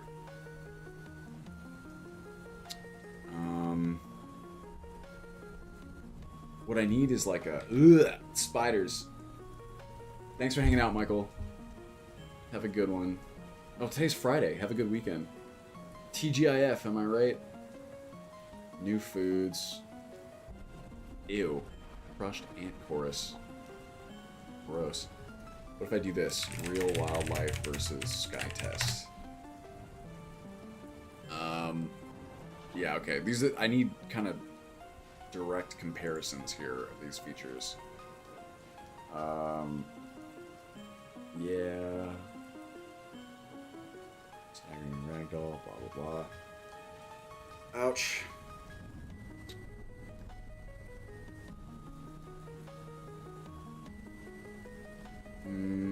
What is Animalica Plus Sky Test? Integration. I mean, we did see a link to this one. Oh, Beast of Tam. Wow. Okay. I killed a deer with paint. I know this author. So this is a tough one. This is like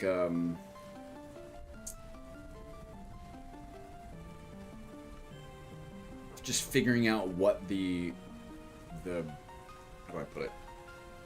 The implementation, I guess, would look like. Which of these should be included, which is too much. Because they're all so extensive, and again, they all kind of sort of do similar things. What's Beasts of Tamriel, even? This one I've not even heard of. There's another one adding new... Oh my gosh. Oh god. So they're like werebeasts, perhaps. Oh, and then there's some weird monsters. I believe Animalica is compatible with Hunterborn. Gotcha. This is just like a bunch of new creatures. Oh my god, this shark. Shark. Werewolf. Wereshark. Excuse me. I was up late last night. Okay, well here's what I'm gonna put. Did it have a Hunterborn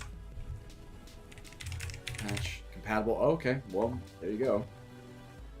The rest you can simply use the taxonomy ability provided by 100 points at MCM.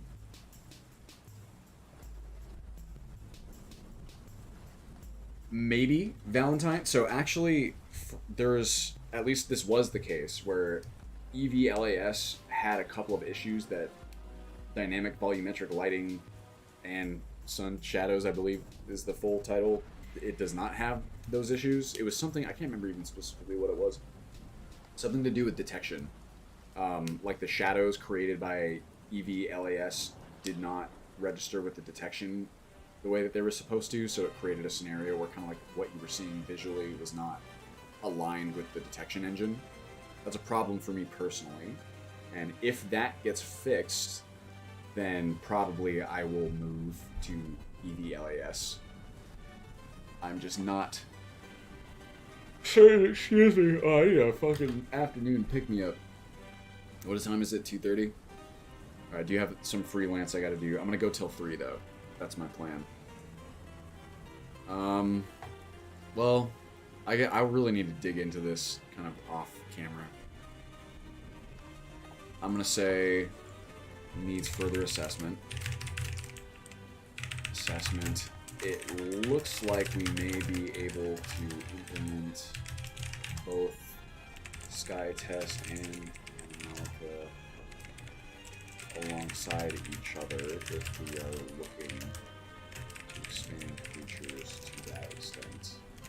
Sky Test, say a Sky Test re-implement probably in priority. Assume the Alpha fits well alongside it. Probably do that too. Close feature ability by default, which is nice. Okay, this one will be new creatures. I'm gonna call this like probably new items as well, right? Hunting for sure. And I wouldn't even call it. Would you call it AI? Does it adjust any of like the AI, or does it just? I don't think so. So we'll just call it that. And then I should probably log a ticket for... Yeah, I mean, that's my understanding of the latest knowledge on EVLAS. But you might want to double check. I'm pretty sure that was the case before. I don't know if it's still the case now. Needs further assessment. Alright, that was a long one. That was a tough thing to dig into. Sometimes that happens where it's like, okay, in order to kind of pass or, you know, assign a category to this, you gotta dig in, figure out where you're gonna go with the entire implementation. Full medieval classes? Okay. Wow, those are rad. I like them. A little, funny.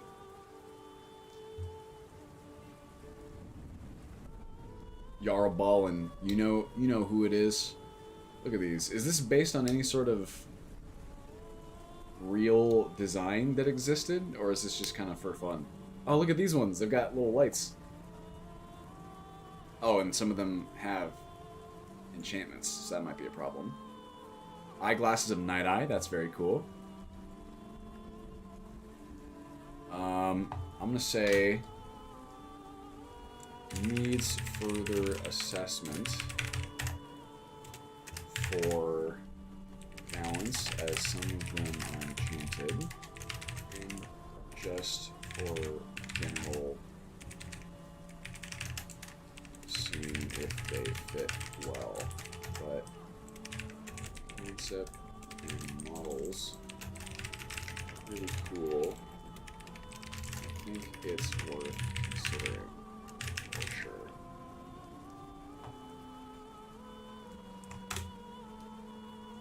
Some of them are enchanted, I should say, and they are also seemingly distributed pretty liberally. Boom. Call that one new items. maybe some new powers as well, sort of. Definitely existed. Gotcha. Add another comment. Apparently, eyeglasses of this sort relatively did exist in medieval times, so there's at least some historical precedent. Well, and I think that's all the labels we need. All this needs further assessment. Dusty vampire dust, huh? Oh, that's interesting. That's kind of cool. Yeah, there is a beanie hairstyle. This is kind of rad. I like that this is like...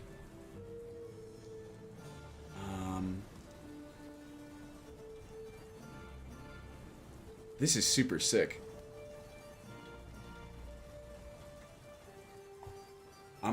I'll say approved, assuming no issues. Kind of love the idea of animated vampire dust. Like this. That is really sick. Because, like, you know, vampires are this really kind of gnarly, esoteric thingy. So it's kind of cool that the vampire dust would be all like, chill. Got it. Ah, rustic windows, the classic. Oh, are there? I almost feel like bone meal should stay. Is it by the same author, perhaps? I feel like bone meal maybe should stay, you know, kind of flat. Oh, they animate a bunch of these. Powdery bone meal.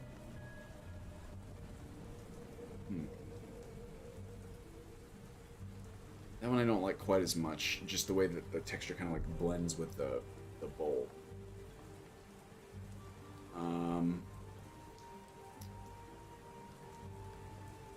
Huh. That's cute. Wow. Some of these are really rad. Are these also suggested, perhaps? Oops, rustic windows. That's been a while.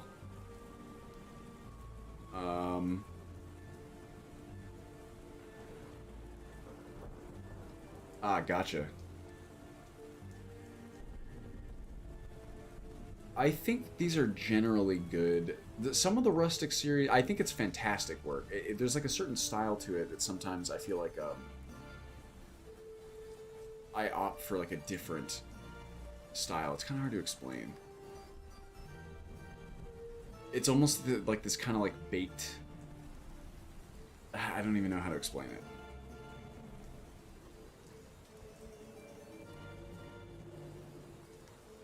It's like some of these are really good. I'm gonna say, what if I search like window?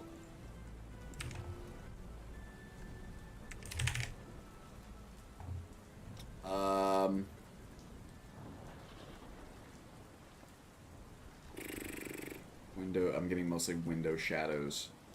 Visible windows. What is this? Ah, I forgot to blink again. Ow. Oh, this is also Castlevania 64. People sleep on that one. Probably because it's very wonky. And it's very different from most of the other Castlevania games. But it does hold a special place in my heart. Especially because it scared the shit out of me when I was a child. A lot of games did that. Apparently I was very easily scared. Like window textures on MC mod. I'm gonna say... Here's what I'll say for rustic windows. Oops, I hit the wrong button. I'm gonna say needs further assessment because sometimes I opt for a different style than the rustic series provides. However, I have not looked at our current windows in some time, and there is a good chance this will be an improvement on the current setup. I'd call that, I guess, environment visuals. Those aren't items that you can grab. Environment visuals, and that's good.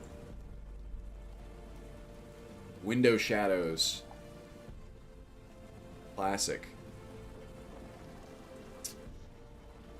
So, simulated ray tracing.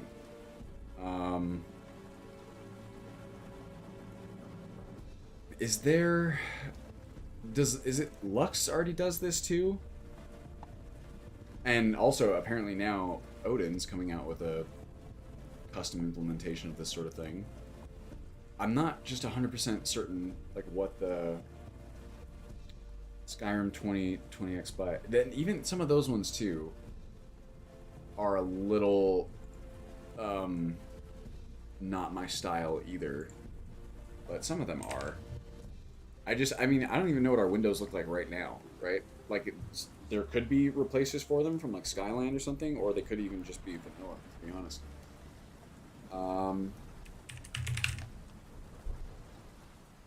Let's look at 2020. I do know that, yeah, there's parallax here, which is a big deal, because that new parallax is just, that's ridiculous. Like, are you kidding me? What the fuck? That looks so good.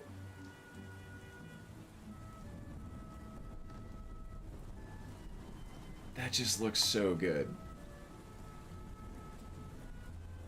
We might have to hit this up. Oh my god. So I don't know if you guys know about the new... I mean, I don't really know that much about it, but there's kind of been some sick advancements in the parallax space in like the past couple weeks, past month, you might say. So I believe these are using that. That is just ridiculous. This is ridiculous. We might have to go with something like... Oh my god!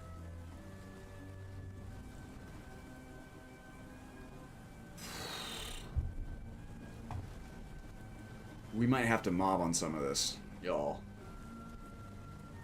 Oh, of course, parallaxed footprints. I wonder if we can get the parallax for the footprints mod. That would be sick. Wouldn't it be? This just looks stupid good. I'm like, this is dumb how good this looks. I know those fire particles, that's like something I'm not as into. I have these are in the build. I'm just what's the performance impact? Oh my god. Are you kidding me?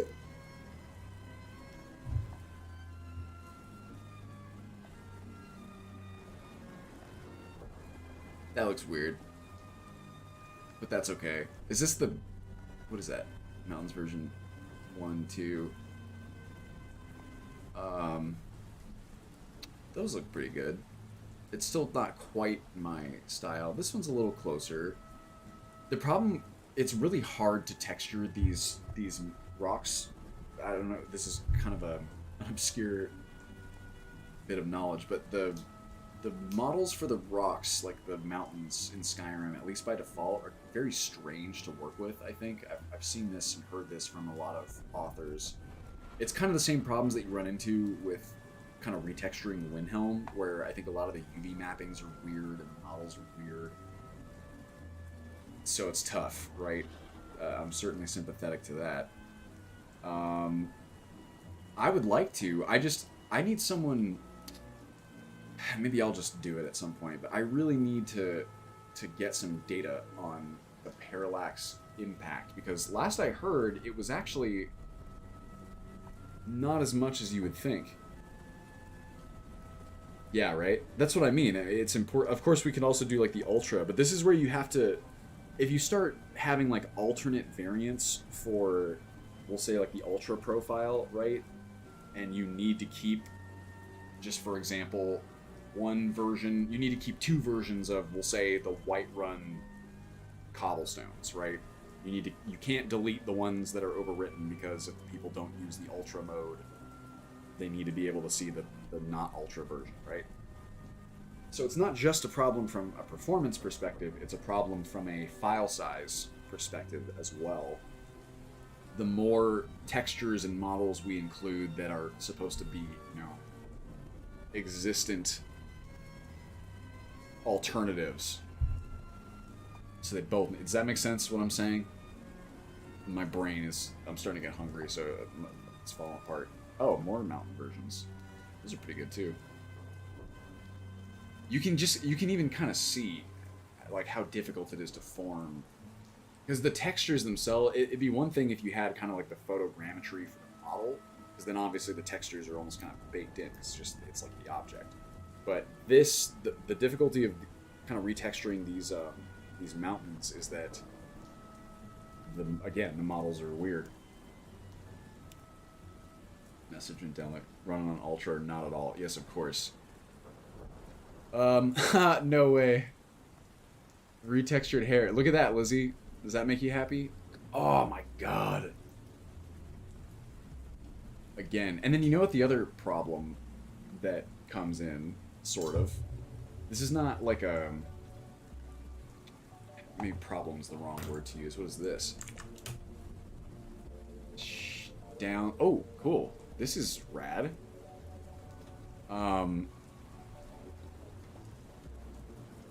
Why is this a separate... oh, it's a separate person who downscaled it. The issue when you start to have... and I feel like every mod list creator has run into this. When you start to make things look this good, right? Actually, no, the first person I ever remember talking about this, I'm sure, you know, I'd be surprised if he originated the idea, but Aaron Hansen of Game Grumps, I remember in one of his, what is it, sequelitis videos, talked about how the better you make certain parts of your game look, the more you kind of raise the standard of like the expectation of the visuals, right? So you have something like this, where the ground just looks like stupid good, and then you'll turn around and you'll see like a different object that doesn't quite have the same level of fidelity, and that makes that lower fidelity object stand out much more because it's next to this like ridiculously good looking thing. Yes, it's exactly that, what Leap Day said. So then you get to go down the rabbit hole of like, alright, I guess I gotta replace every object in the game with some like super high quality, you know, texture model. That looks so good. I love it. Well, we're gonna have to try this. And I'm gonna sneeze. Cause it looks ridiculously good, right? Like, am I crazy? Yeah, what did you do, Lizzie?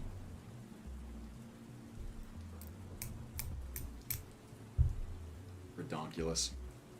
Oh, this one's like tilt shifted too, so it makes it look especially kind of gnar. And this is the... what is this song? Oops. Yeah, wow. Flashbang. Wow, like the speckled wall. Yeah. I mean, if we can downscale it, a lot of this stuff we could. There's that downscale mod that you found. That's ridiculous. Like here you can see whatever the kind of border part of those like days, I don't know how to pronounce that. It looks weirder. That's bright. Those look a little bit weird. It almost looks like Skyland. Oh, it's the Thieves Guild one. See, I don't like that one as much. That looks pretty good. And of course, whenever we get into textures, the problem becomes, like, I don't know if you guys know this, but a big chunk of time during Wildlander's initial development was me really going through and, like, selectively, like, selecting different textures for, you know, areas between many different ones.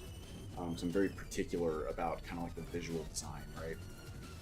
The art direction. So anytime it's like, okay, let's go. Let's evaluate some textures again. That would be very helpful, Leap Day, if you want to do that. And also, I'm not super sure what you might need to do in order to get the build set up with the new parallax. I believe you'll need the latest ENB, and I believe you'll still need a shader fix. Maybe you won't. I can't even remember. But can you imagine spell effects being cast on the floor would need to be upscaled too?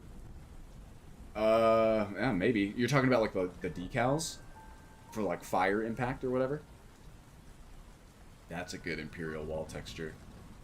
But yeah, so anytime it's when I think about diving back into the texture game, I'm like, oh my god. But I mean, just the fact of the matter is, this looks really good, right? It just these textures are just, I think, too. Yeah. Well, so are you getting the downscale ones or these ones? Yeah, this is big. Let's look at what we currently have, right? This is where, so if we start doing stuff like this is where I will need to get really I'll need to be very careful with file size efficiency, and that's not terrible because it kind of I've tried to be careful already, right? There are still efficiency improvements that I could make, and something like this is kind of a good impetus to do that. It's not something I feel like I would prioritize otherwise, or prioritize that high. I'm looking for downloads. No, these downloads. So if we go to Skyland, so this whole archive, yeah, I mean, this whole archive is, what, 3 gigs? You got, what, Born buildings and landscapes, which we use, is about 1 gig,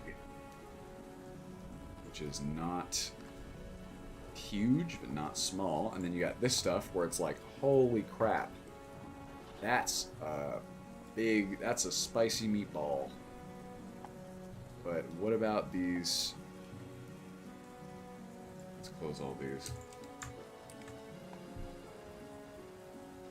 How about you? These are significantly smaller. But see, here a problem is, of course, the faux mods again, right? ENB implemented the parallax shader a year ago. It should work by just downloading the files. Really? Yo, I'm your Greg. Thank you for 26 months. My gosh. Thank you.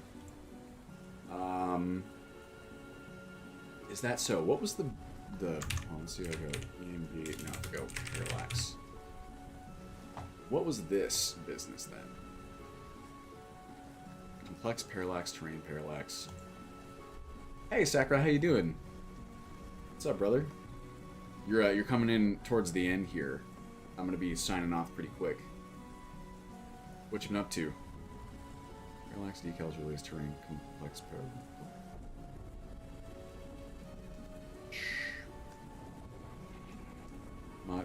Contains several pre-configured files for the new feature of 0.481 and newer. Parallax is fast, very poor quality. Gives a melting look. Reduce it, trying to make height match. Parallax blurry. It's the same effect. Looks nice there, and then melting. Now it's time for something truly detailed and good looking, and here comes complex parallax.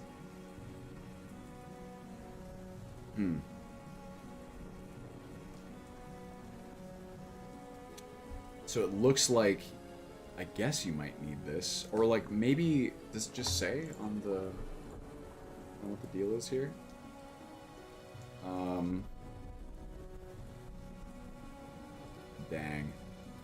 Dag.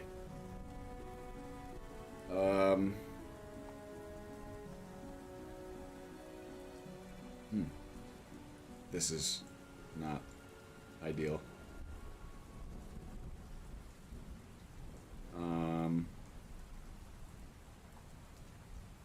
Also, my headphones just scared the shit out of me. These headphones have I mentioned this before, where they have a, when the battery's low, it just beeps and says, low battery, please recharge. but you can't determine how loud that notification is. And I generally tend to listen to things pretty quiet. I think that people it's very easy to hurt your ears, actually. And your ears are very good at adjusting to lower sounds. So you really don't need to blast stuff a lot of the time. And the little notification is very loud, and it scares me often. Auto parallax. I have not, Elroy. What's the deal there? Window shadows. I was supposed to be reviewing this, that's right. Say, needs further assessment. It's window shadows RT. Say, window shadows versus lux. That's what I'm looking for.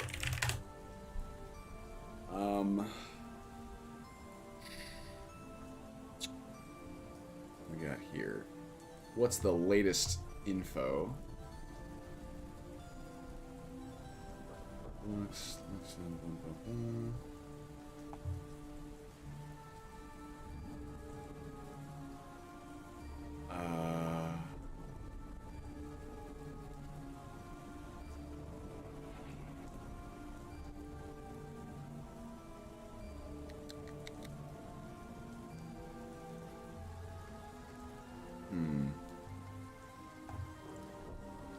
Window shadows.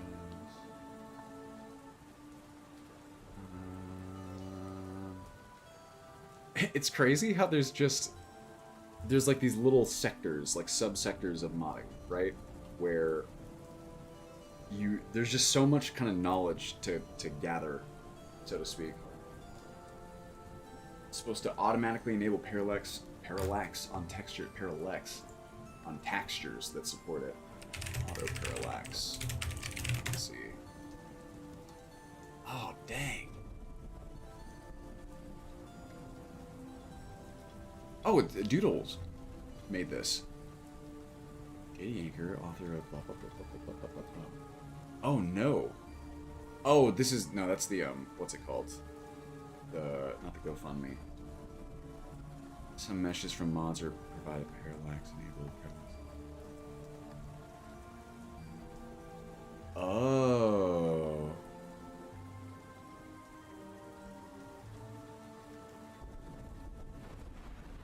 Melody objects, non-transparency. Blue scroll mod for Skyrim, anagrams, particulars. Sakura, that's fucking sick. You know what I'm gonna say. I agree. That sounds rad. Has there ever been an idea that you've had that have not just been like dope? Interesting.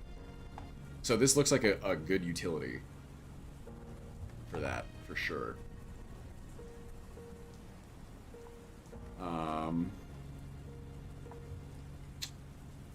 gonna say, okay, I'm gonna put this questionable because it looks like window shadows has fallen behind newer options like Lux and support.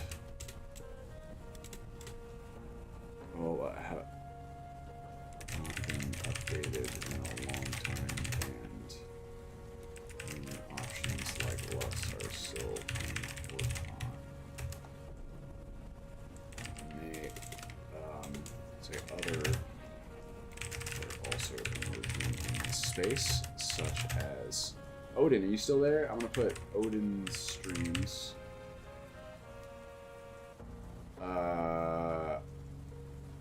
What the heck? Odin's stream. Do you have a Nexus handle that you'd rather me put here? I'm trying to just note the various kind of like lighting options of this sort. Say upcoming SKSE lighting solution. Lighting solution. Oh, this is also Castlevania 64. Tell me this is not creepy. This is the villa. It's a very scary level to me as a wee lad. May still be worth evaluating shadows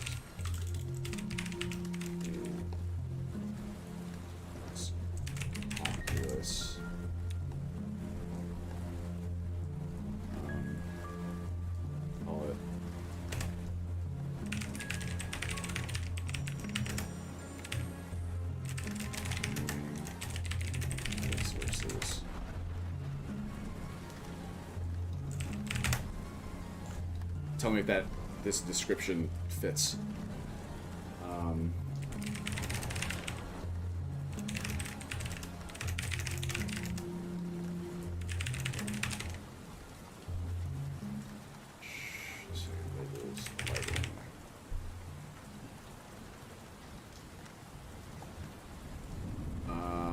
Chill.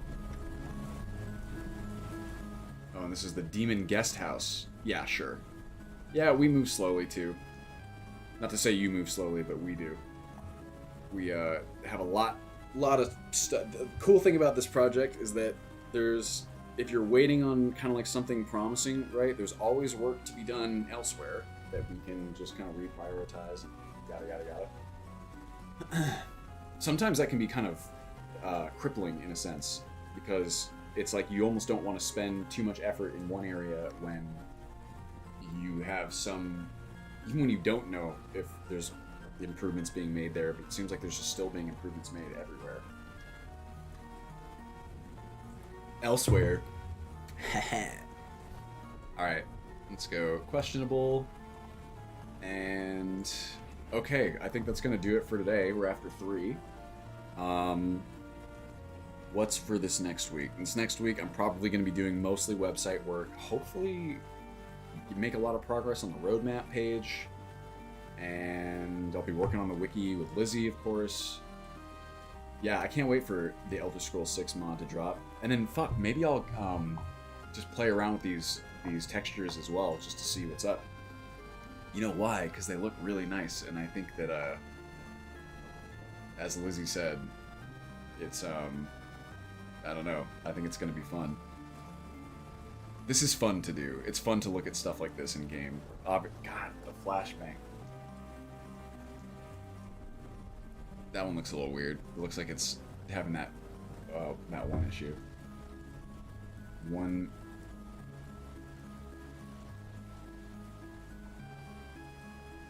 Yeah, we basically have Elder Scrolls 6, right? Alright, y'all. Well, I think that's going to do it for today. Thank you for hanging out. I really do appreciate it. You know where to find me. You got suggestions, you got comments, you got messages. Feel free to hit me up.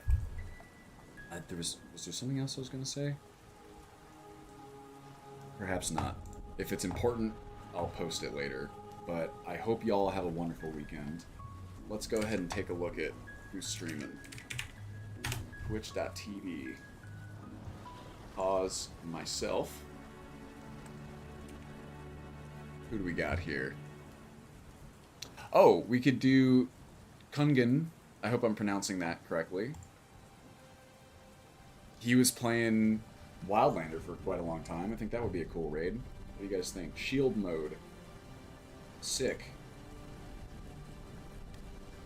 Yo, thank you very much, BRB Queen. Alright, here, let's do Kungen TV. You guys like Path of Exile? I like Path of Exile quite a lot. That's, one of the few games of the past few years of that like scale that I actually have spent time with. Let's get this raid set up. Is there a way to like, you can't raid from YouTube, obviously. Also, I'm pretty sure this is the game ending music. I wonder if it's going to be the bad ending though. You can't tell until afterwards.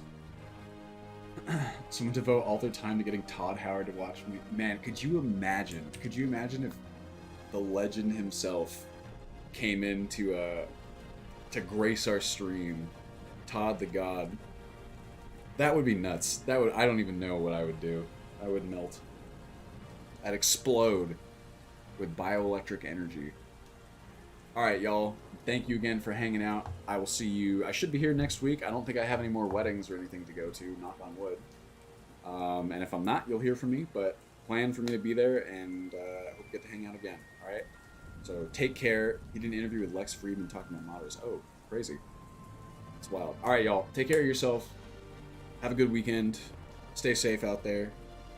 And I'll see you next week, alright? Goodbye, everybody. Bye-bye.